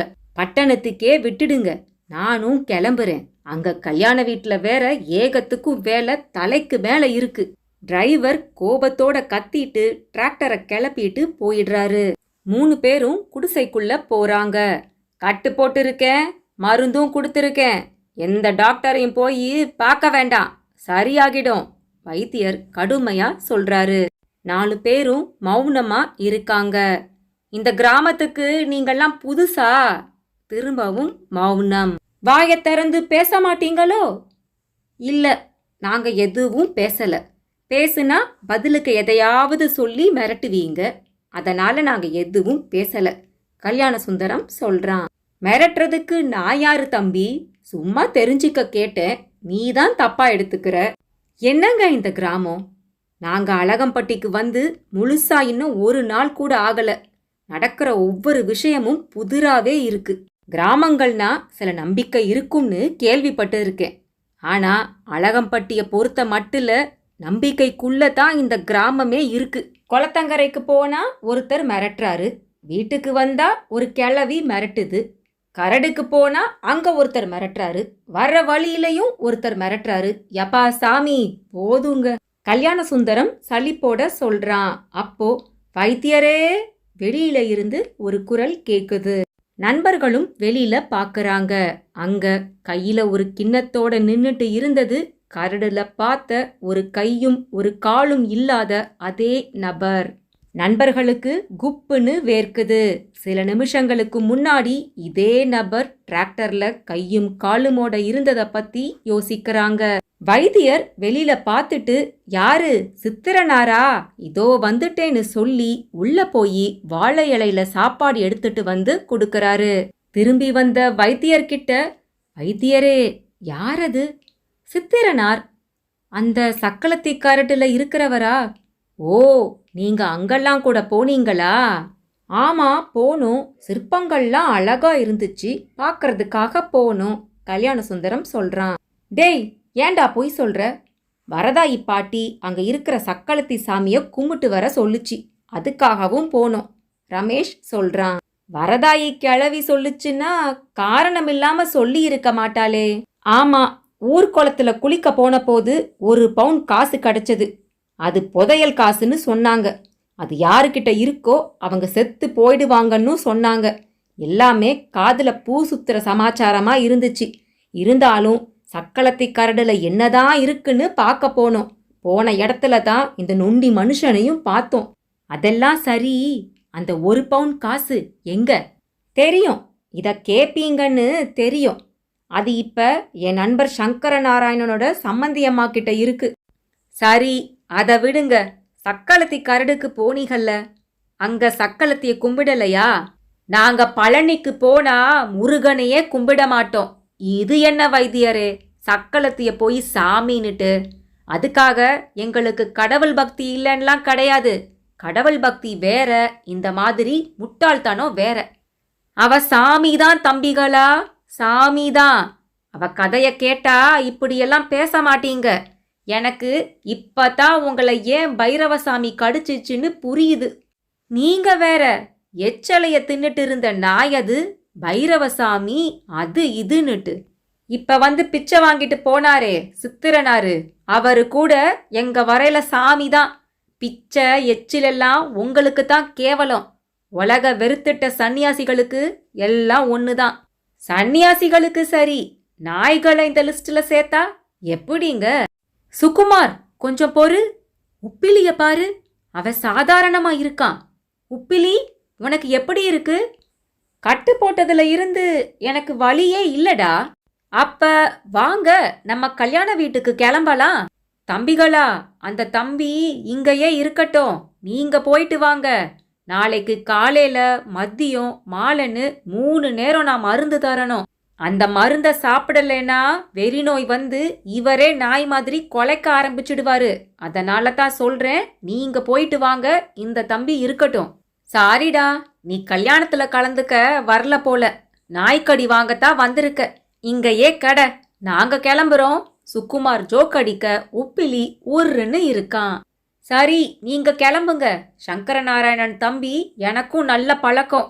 நானும் நாளைக்கு காலையில முகூர்த்தத்துக்கு வரணும், வைத்தியர் சொல்றாரு. 3 பேரும் வெளியில போறாங்க. திரும்பவும் முகத்தை தொங்க போட்டுக்கிட்டே உள்ள வந்துடுறாங்க. என்ன தம்பிகளா, ஏன் திரும்ப வந்துட்டீங்க? இல்ல சார், அந்த டிராக்டர் டிரைவர் தான் கோவிச்சுக்கிட்டு போயிட்டாரே. அந்த ஊருக்கு போகத்தான் பஸ் வசதியும் கிடையாதே. அட ஆமால, நானும் அதை மறந்துட்டேன் பாரு. தம்பிகளா, வேற வழி இல்ல, நீங்களும் இங்க தான் தங்கணும். முகூர்த்தத்துக்கு என் கூடவே வந்துடுங்க. காலையில ஒரு பால் வண்டி போகும், அதுல தொத்திக்குவோம். டேய் வாங்கடா வாங்க. என்ன பேச்சு இப்ப எப்படி? உப்பிலி குஷியோட சொல்றான். வைத்தியர் பனவோல பாயை எடுத்து வீட்டோட முற்றத்துல விரிக்க எல்லாரும் அதுல உட்கார்ந்துக்கிறாங்க. உங்களுக்கு ரொம்ப சிரமம் தரோம், கல்யாண சுந்தரம் சொல்றான். அதெல்லாம் ஒண்ணுமில்ல தம்பி. வைத்தியத்துல தர்மோபகாரம்ங்கிறது ஒரு முக்கியமான விஷயம். சரி, பட்டணத்துல நீங்கெல்லாம் என்ன பண்றீங்க? பேச்சு ஆரம்பமாகுது. நாங்க எல்லாம் ஒரே கம்பெனியில தாங்க வேலை பார்க்குறோம். ஓ, சங்கரும் உங்க கூட தான் வேலை பார்க்குதா? ஆமாங்க. எல்லாருக்கும் சொந்த வீடா வாடகை வீடா? எதுக்கு கேக்குறீங்க? இல்ல, மெட்ராஸ்னாலே இட நெருக்கடி தண்ணி பிரச்சனைன்னு சொல்லுவாங்க, அதான் கேட்டேன். வாடகை வீடு தாங்க. அப்ப நடுத்தட்டு குடும்பம்னு சொல்லுங்க. ஆமாங்க, மிடில் கிளாஸ் தான். அது சரி தம்பி, சங்கரு அவங்க கிராமம் பத்தி உங்ககிட்ட எதுவுமே சொன்னதில்லையா? நிறைய சொல்லியிருக்கான். ஆனா இங்க வந்ததுக்கு அப்புறம் தானே தெரியுது, சொன்னது கொஞ்சம் சொல்லாதது இன்னும் இருக்குன்னு. வைத்தியர் சிரிக்கிறாரு. பிறகு உள்ள போய் 4 பேருக்கும் சுக்கு வெல்லம் தட்டி போட்டு மணக்க மணக்க காஃபி எடுத்துட்டு வர்றாரு. மணி 11 ஆகுது. வைத்தியர் தம்பிகளா, மணி 11 ஆயிடுச்சு. இந்த சுக்கு காப்பிய குடிச்சிட்டு படுங்க.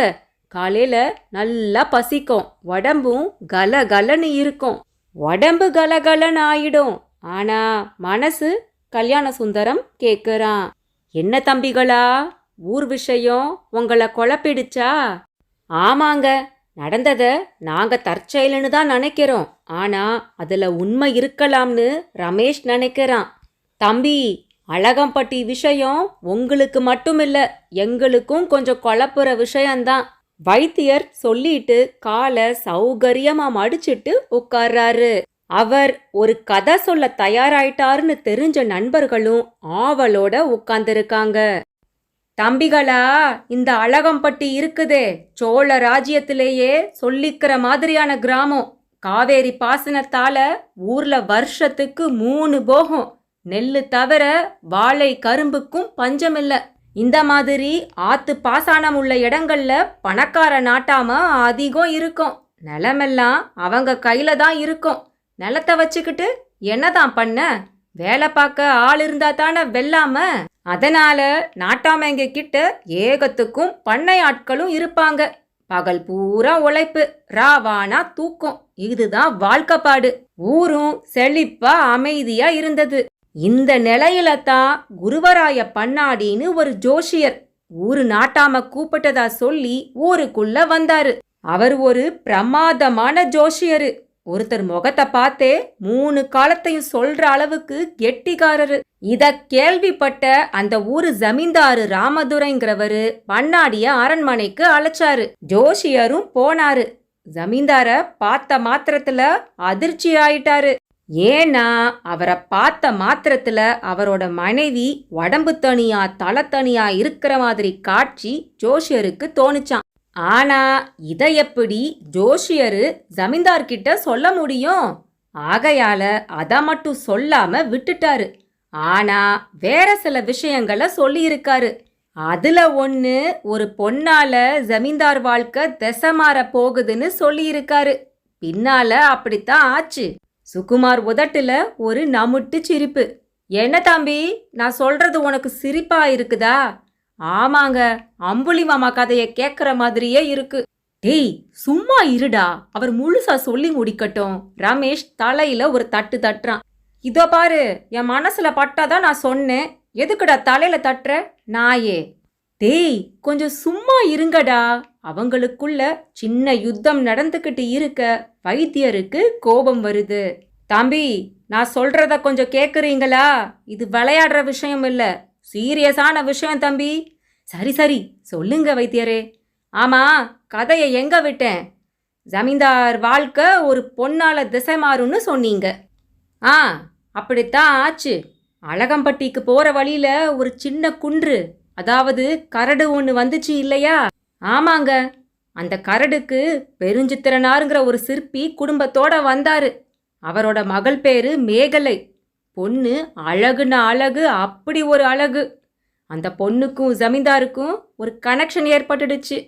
ஜமீன்தாரு இப்படி அந்த பொண்ணு மேல மோகமாகி போனது ஜமீன்தார் சம்சாரத்துக்கு பொறுக்கல. அது எப்படி பொறுக்கும்? எந்த பொண்டாட்டி ஒத்துக்குவா? செருப்ப கையில எடுத்துட மாட்டா? ரமேஷ் சொல்றான். இவங்களும் அதே தானே செஞ்சாங்க. Very interesting. அப்புறம் என்ன? அந்த பொண்ணு அவமானம் தாங்காம ஜமீன்தார் கிட்ட வந்து புலம்புச்சு. ஜமீன்தார் ராமதுரையும் பொண்டாட்டிய கூப்பிட்டு விசாரிச்சாரு. அவரு பொண்டாட்டியும் அப்படித்தான் செய்வேன், கட்டுன பொண்டாட்டி நான் உசுரோட இருக்கும்போது அவ யாரு குறுக்க வர்றதுக்குன்னு கத்துச்சு. பின்ன மாலையா போடுவாங்க?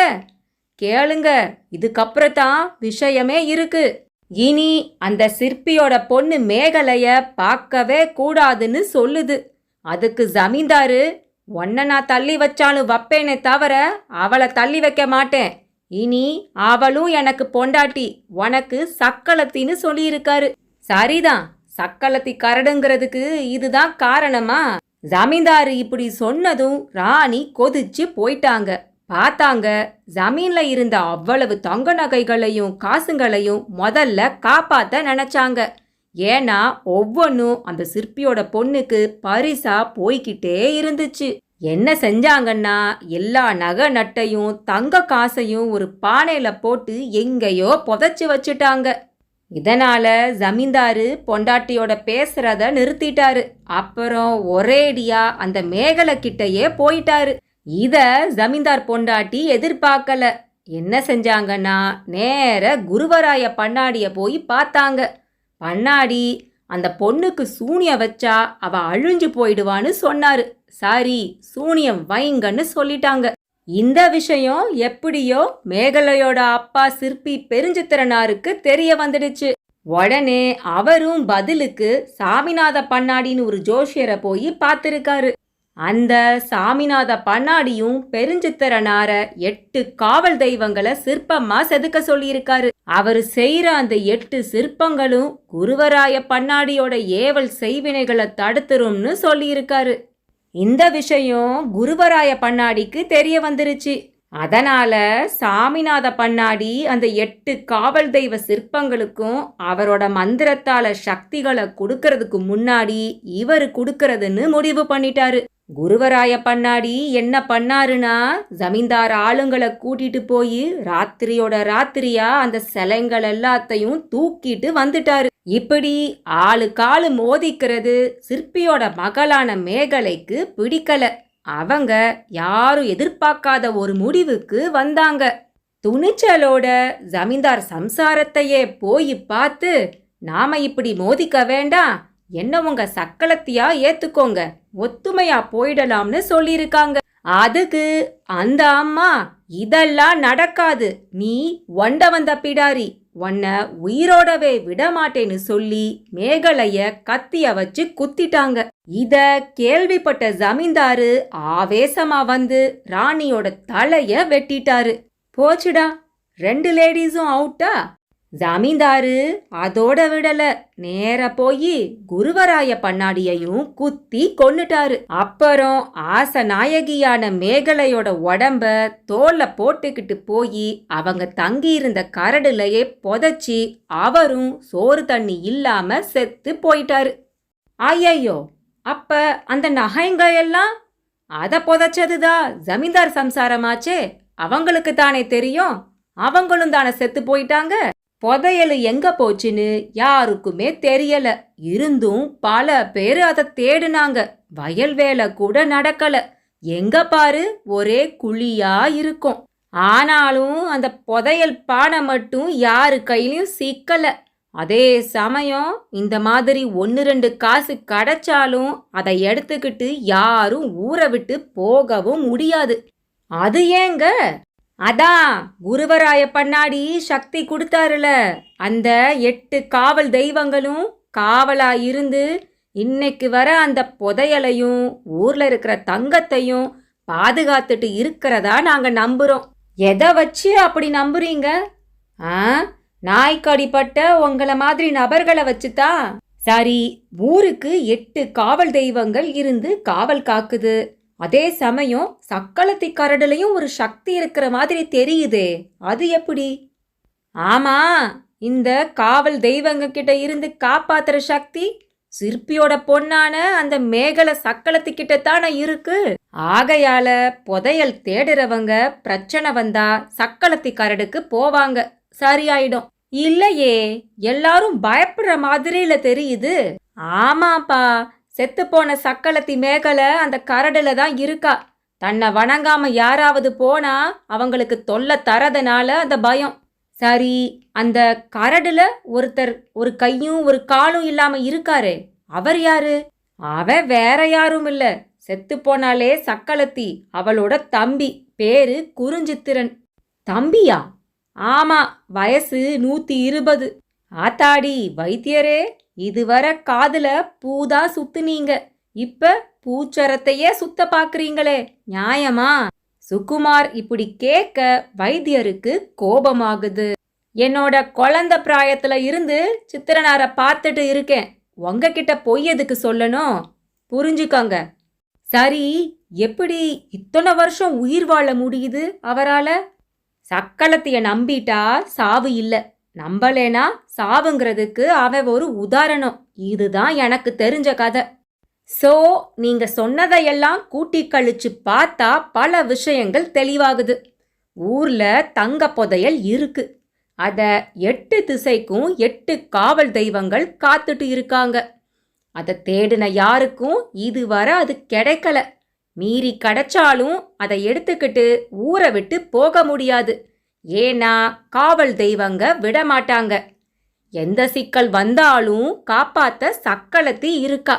சக்களத்திய நம்பினா நல்லதே நடக்கும், இல்லாட்டி கெடுதல் தான். சரியா? சரியா சொல்லிட்டீங்க தம்பி. அப்ப சக்களத்திய நம்பி அவ ஆசிர்வாதத்தோட புதையலை தேடுனா தேடலாம். ஆனா புதையல் இருக்கிற இடம் தெரியணுமே. குளத்துல குளிக்கும் போதுதான் எங்களுக்கு 1 பவுன் கிடைச்சது. ஏன் எல்லா புதையலும் தங்கமும் குளத்திலேயே இருக்கக்கூடாது? இருக்கலாம். சரி, இந்த விஷயம் உங்களை தவிர வேற யாருக்கு தம்பி தெரியும்? வரதாயி பாட்டிக்கு தெரியும். வரதாயிக்கு தெரியுமா? அப்ப அவ்வளவுதான். பாட்டி உங்களை இந்த பக்கம் பேக் பண்ணிட்டு அந்த பக்கம் புதையலை தேட ஆரம்பிச்சிருப்பா. அப்படியா? பாட்டியும் புதையல தேடுறதுல ஒரு நபரா? தம்பி, பாட்டி ஜமீனுக்கு சொந்தக்காரி வேற, விடுவாளா? உப்பிலி, பாருடா, உன்னால ஒரு புதையல் ரகசியமே வெளியில வந்திருக்கு. சரி, பாட்டிய அந்த காவல் தெய்வங்க ஒன்னும் செய்யாதா? நிச்சயமா சும்மா விடாதுன்னு தான் சொல்லுவேன். உங்களுக்கு ஒரு உண்மைய சொல்லையா?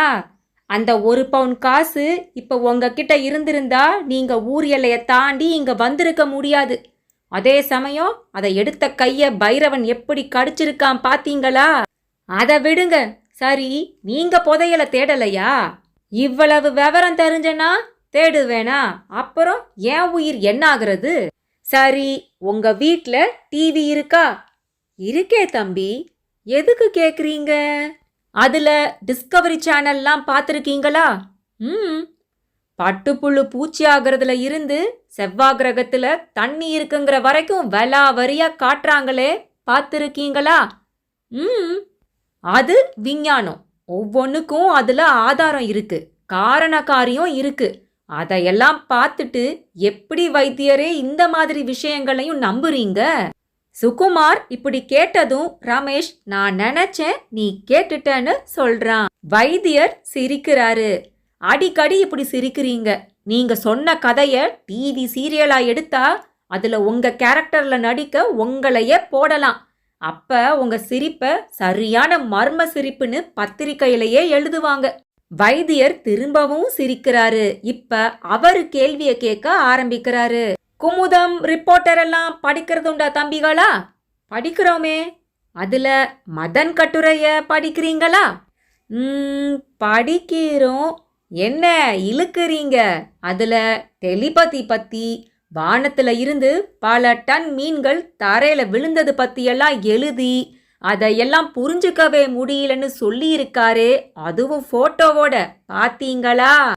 அது ஏரோப்ளேன்ல மீனை ஏத்திக்கிட்டு போயிருப்பாங்க. ஸ்லிப் ஆகி கீழே கொட்டி இருக்கும். அப்படியெல்லாம் இல்லைன்னு ப்ரூஃப் ஆகி இருக்கு. அது சரி, இங்கேயே நம்ம மண்ணுல எவ்வளோ பேரு சித்து வேலைகள் செய்றாங்களே, அதுக்கு என்ன தம்பி சொல்றீங்க? சித்து வேலைங்கிறதே புருடா தானே அப்படின்னு யாரு சொன்னா? நாங்க சொல்றோம். அப்ப அந்த புருடாவ ஏமாத்து வித்தைய நீங்க செய்யலாமே. எதுக்கு? உதவாங்கவா? இப்படி எகனைக்கு மோகனையா பேசுறத விட்டுட்டு எதையும் புரிஞ்சுக்க முயற்சி செய்யுங்க. புரிஞ்சுக்க முடியாட்டி பொய்ன்னு சொல்றது சுலபம். அது பழம் கிடைக்காத நரி அது புளிக்கும்னு சொன்ன மாதிரி ஒரு சுலபமான விஷயம். சரி, முடிவா என்னதான் சொல்றீங்க? இந்த புதையலுக்காக அழகம்பட்டியில பல பலிகள் கொடுக்கப்பட்டிருக்கு. ஊரே ஆசையால அலமோதி இருக்கு. பல கர்ப்பிணி பெண்களை பல மந்திரவாதிகள் பலி கொடுத்து பூஜை செஞ்சு அது எங்கன்னு தேடி இருக்காங்க. யாருக்குமே தெரியல, யாராலையும் கண்டுபிடிக்கவும் முடியல. ஆனா அந்த ரகசியம் உங்கள ஒருத்தனான இந்த உப்பிலி மூலம் தெரிய வந்திருக்குன்னா அது ஆச்சரியம், அதிசயம். நிஜமான புதையல் இருந்தா ஆச்சரியம்தான் வைத்தியரே. குறிப்பா நீங்க சொன்ன கதை கற்பனையா இல்லாம உண்மையா இருந்தா நிச்சயமா ஆச்சரியம்தான், அதிசயம்தான். அப்ப பொய்யா இருக்கும்னு இன்னும் சந்தேகம் இருக்கா? நிச்சயமா. கதை கேட்டு வாய பொழக்க நாங்க என்ன பள்ளிக்கூட பசங்களா? எதையும் அனுபவபூர்வமா உணர்ந்தாதான் நம்புவோம். அப்ப சரி, என்ன வானாலும் சரி, இப்பவே புறப்படுவோம். நிச்சயமா வரதாயி குளத்துல இறங்கி இருப்பா, புதையல தேடிக்கிட்டு இருப்பா.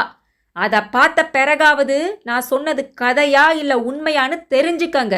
புறப்படுங்க. வைத்தியர் வேகமா புறப்பட உப்பிலி அவசரப்படாதீங்கன்னு சொல்றான். ஏண்டா அவசரப்படாதன்னு சொல்ற? போய்தான் பார்த்துடுவோமே. பார்த்துருவோம், நான் மறுக்கல.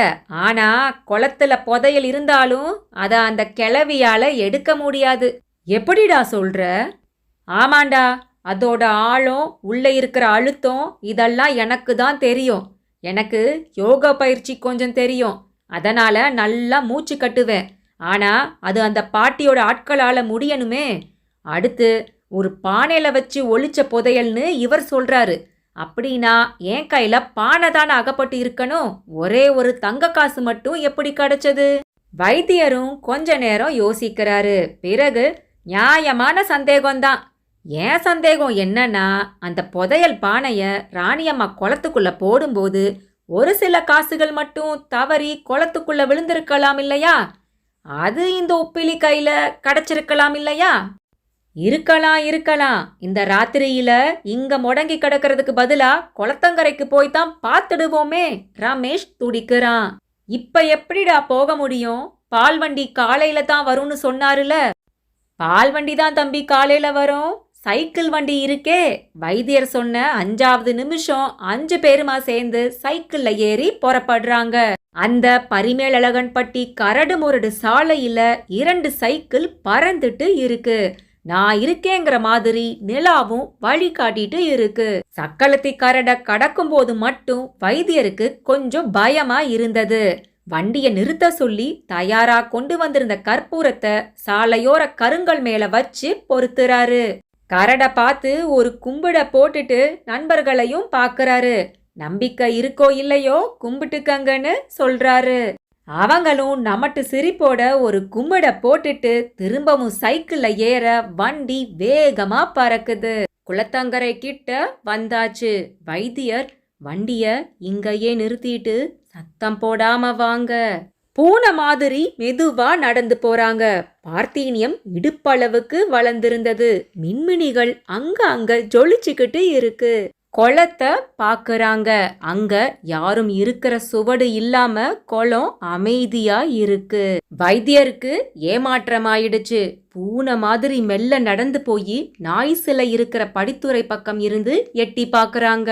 இந்த சிலைக்கு பக்கத்துல பகல்ல உப்பிலிய கடிச்சு கொதறின கருப்பு நாய் படுத்து இருக்கு.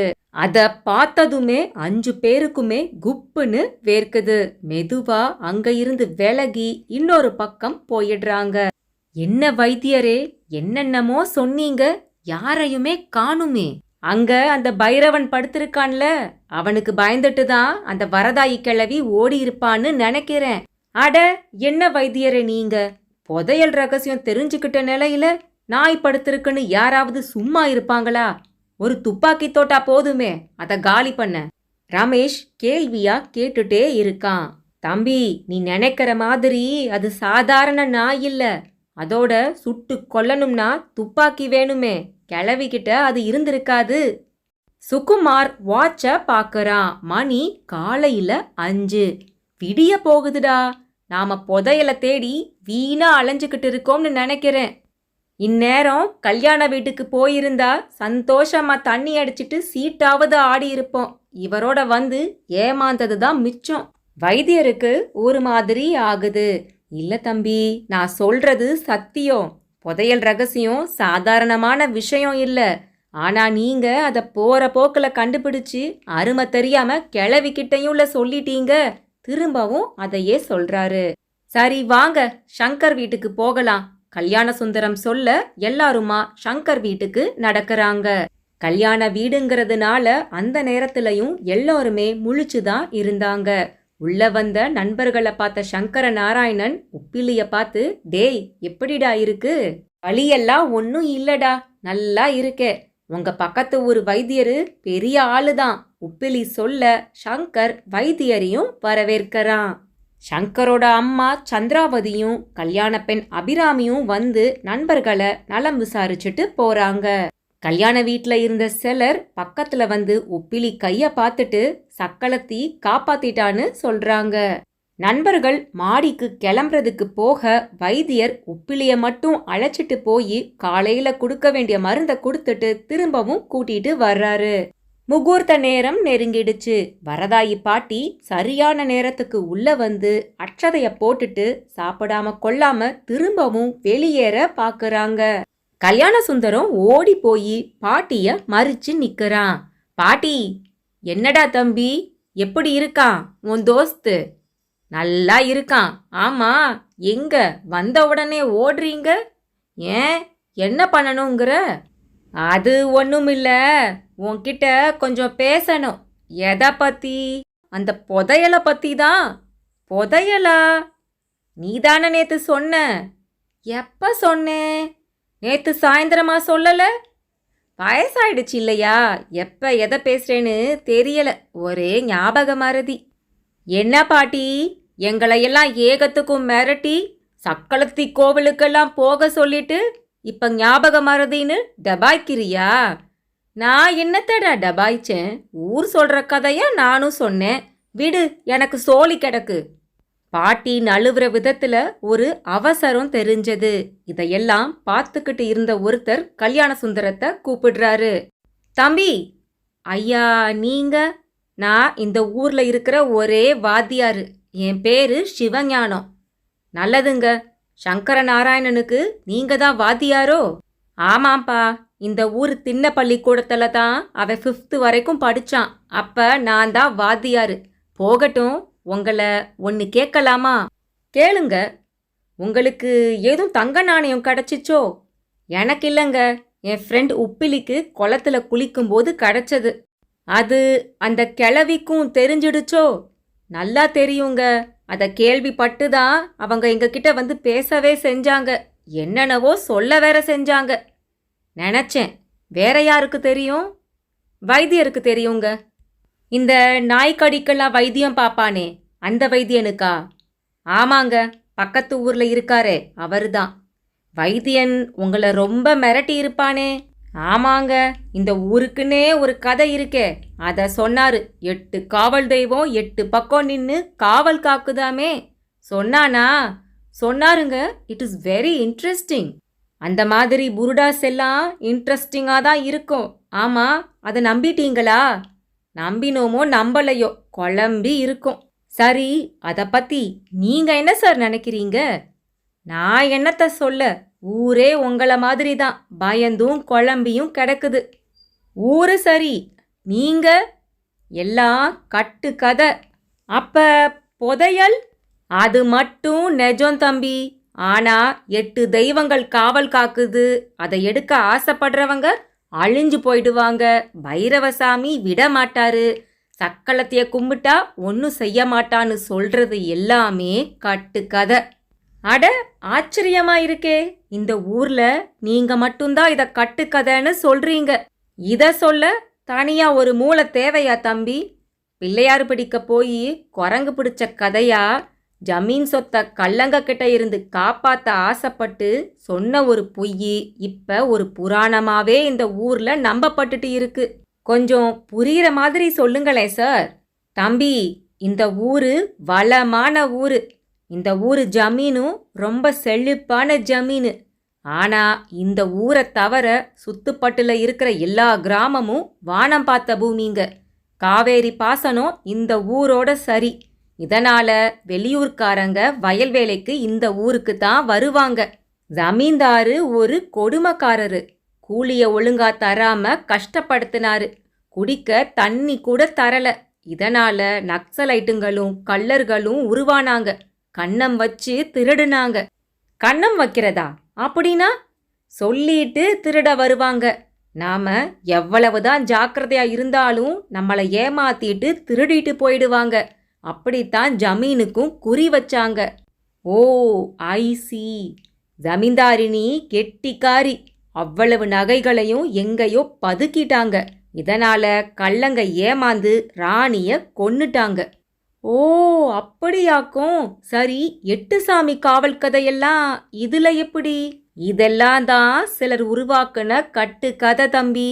ராணி ஒளிச்சு வச்ச புதையல தேடுற ஒரு கூட்டம் தங்களுக்கு சமமா பலரும் தேடுறத பார்த்து ஒரு ஐடியா பண்ணி இப்படி ஒரு கதைய உருவாக்குனாங்க. அந்த கதைக்கு தோதா கரடுல ஒரு சிற்பி செதுக்கின சிற்பங்களை ஊர் 8 திசையிலையும் கொண்டு போய் வச்சு அதுல ஒரு நாய் சிலைய மட்டும் குளத்தங்கரையிலையும் வச்சாங்க. அதுக்கு பிறகு புதையலை தேடி வர்ற கூட்டம் குறைஞ்சது. மீறி வந்துச்சுன்னா அவங்கள ஏதாவது செஞ்சுட்டு பழிய 8 சாமிங்க பேர்ல போட்டுட்டாங்க. பாவம் அந்த கற்சிலைங்க. இவங்க பழி பாவத்துக்கு அதுங்க மாட்டிக்குச்சுங்க. அது சரி, இந்த கதையை உருவாக்குனது யாரு சார்? வரதாயி கிழவியோட குடும்பம்தான். கொஞ்ச நாள் தான் புதையல் பேச்சு இல்லாம இருந்துச்சு. இப்ப நீங்க வரவும் ஆரம்பிச்சிடுச்சு. இவ்வளவு சொல்றீங்களே, உங்களை எப்படி கிளவி விட்டு வச்சிச்சு? எப்படியோ தப்பிச்சு வாழ்ந்துக்கிட்டு இருக்கேன் தம்பி. என்னையும் அந்த கிழவி நாயை விட்டு கடிக்க வச்சா. அப்பெல்லாம் வைத்தியந்தான் காப்பாத்துனா. நானும் சக்களத்தைய கும்பிடுற மாதிரி நடிச்சு அவங்கள ஏமாத்திக்கிட்டு இருக்கேன். அப்ப கடிச்ச நாயி அவங்களோடதா? ஆமா, அவ பேச்ச கேட்குற மாதிரி பண்ணி வச்சிருக்கா. நேத்து ராத்திரி குளத்தங்கர பக்கமா ஒரு அவசரத்துக்கு ஒதுங்கினேன். அப்ப கிழவியும் அவளோட ஆளுங்களும் குளத்துல இறங்கி முங்கிக்கிட்டு இருந்தாங்க. முதல்ல எனக்கு புரியல. பிறகுதான் உங்க நண்பரை நாய் கடிச்சது, நீங்க கரடுக்கு போனதெல்லாம் தெரிய வந்தது. கூட்டி கழிச்சேன். உங்க மூலமா அந்த புதையல் இருக்கிற இடம் கிழவிக்கு தெரிய வந்திருக்கு. உடனே குளத்துல இறங்கி தேட ஆரம்பிச்சுட்டா. வைத்தியரும் இதையே தானே சொன்னாரு. அப்ப பாட்டி குளத்துல இறங்கி தேடி இருக்காங்க. ஆமா தம்பி, நான் தான் பார்த்தேன்னு சொல்றேன்ல. கிழவி புதையலையும் எடுத்துட்டா.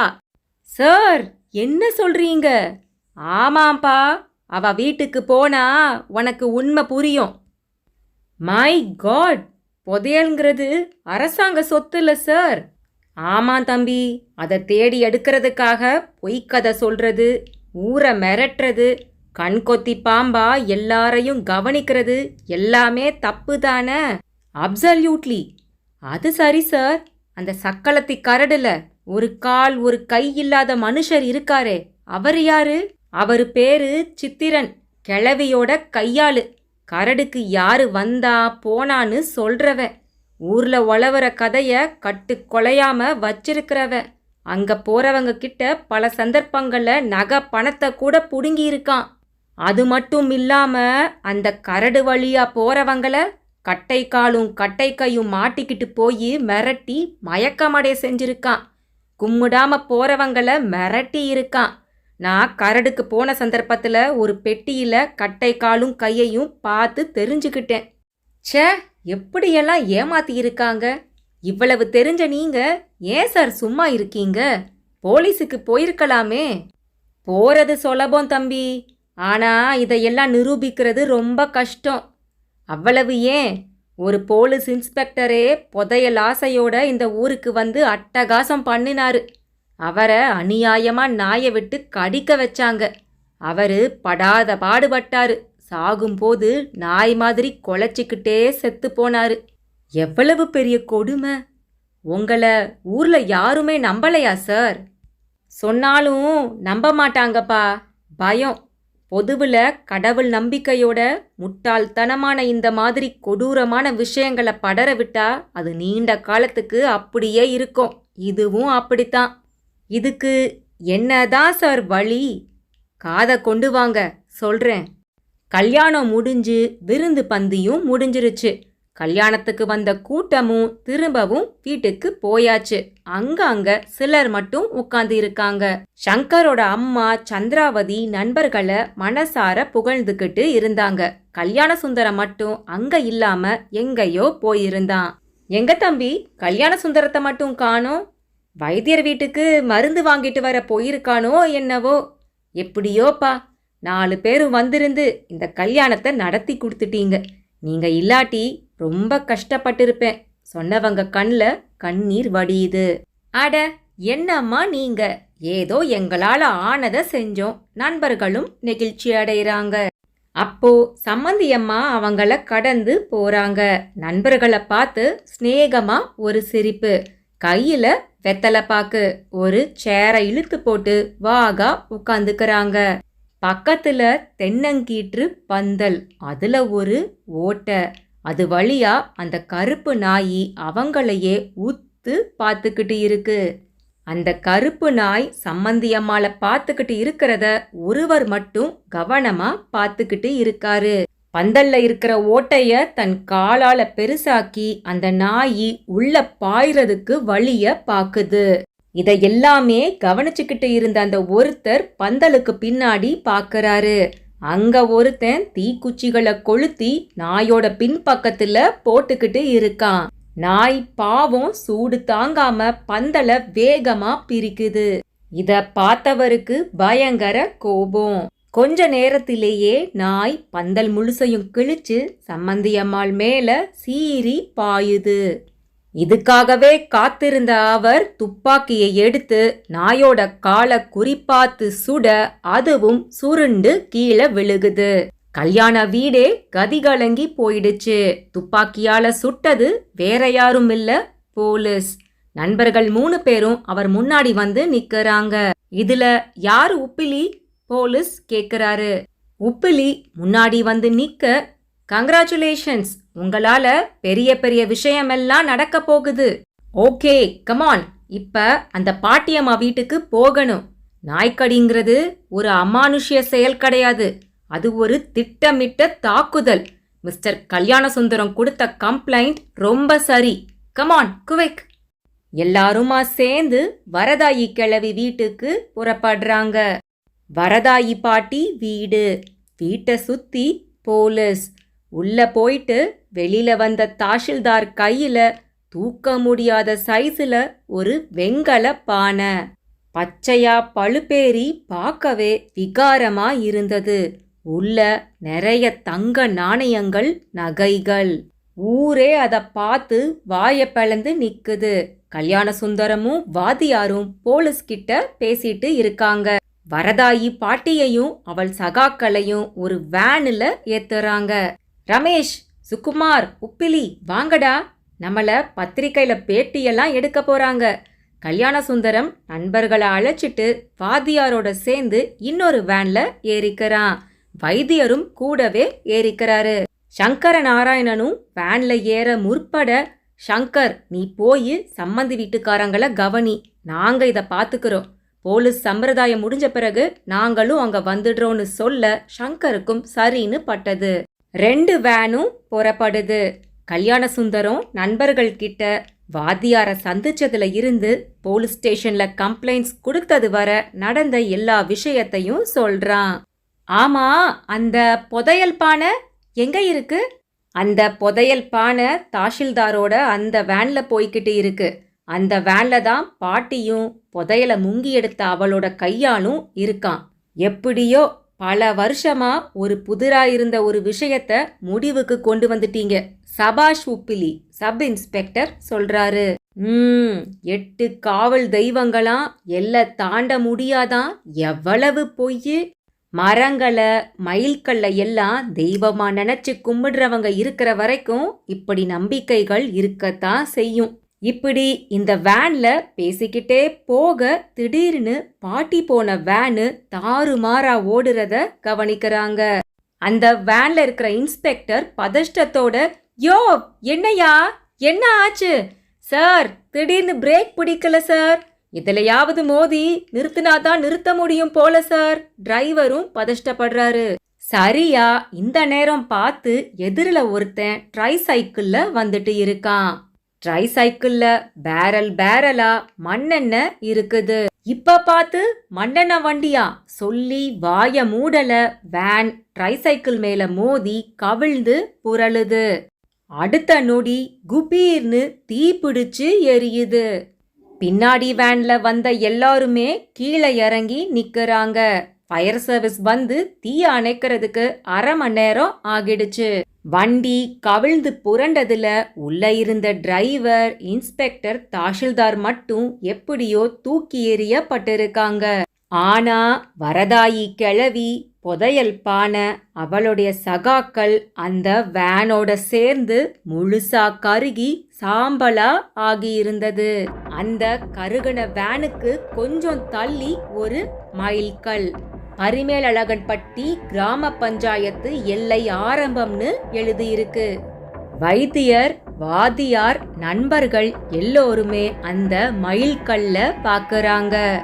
வைத்தியர் அவங்க எல்லாரையும் பார்த்து, புதையலை எடுத்துட்டு ஊர் எல்லைய தாண்ட முடியாதுன்னு சொன்னேன்ல, உங்க கண்ணாலேயே பாத்தீங்களா? அவர் இப்படி கேட்க யாருக்குமே என்ன பதில் சொல்லன்னு தெரியல. கதை முடிஞ்சதுங்க. எப்படி இருந்தது இந்த பரிமேலழகன்பட்டி பயணம்? என்ன நினைக்கிறீங்கன்னு கீழே கமெண்ட் செக்ஷன்ல சொல்லுங்க. உங்களை மற்றொரு சுவாரஸ்யமான பதிவில் சந்திக்கிறேன். Until then, it's Ramya signing off. Good night and sweet dreams.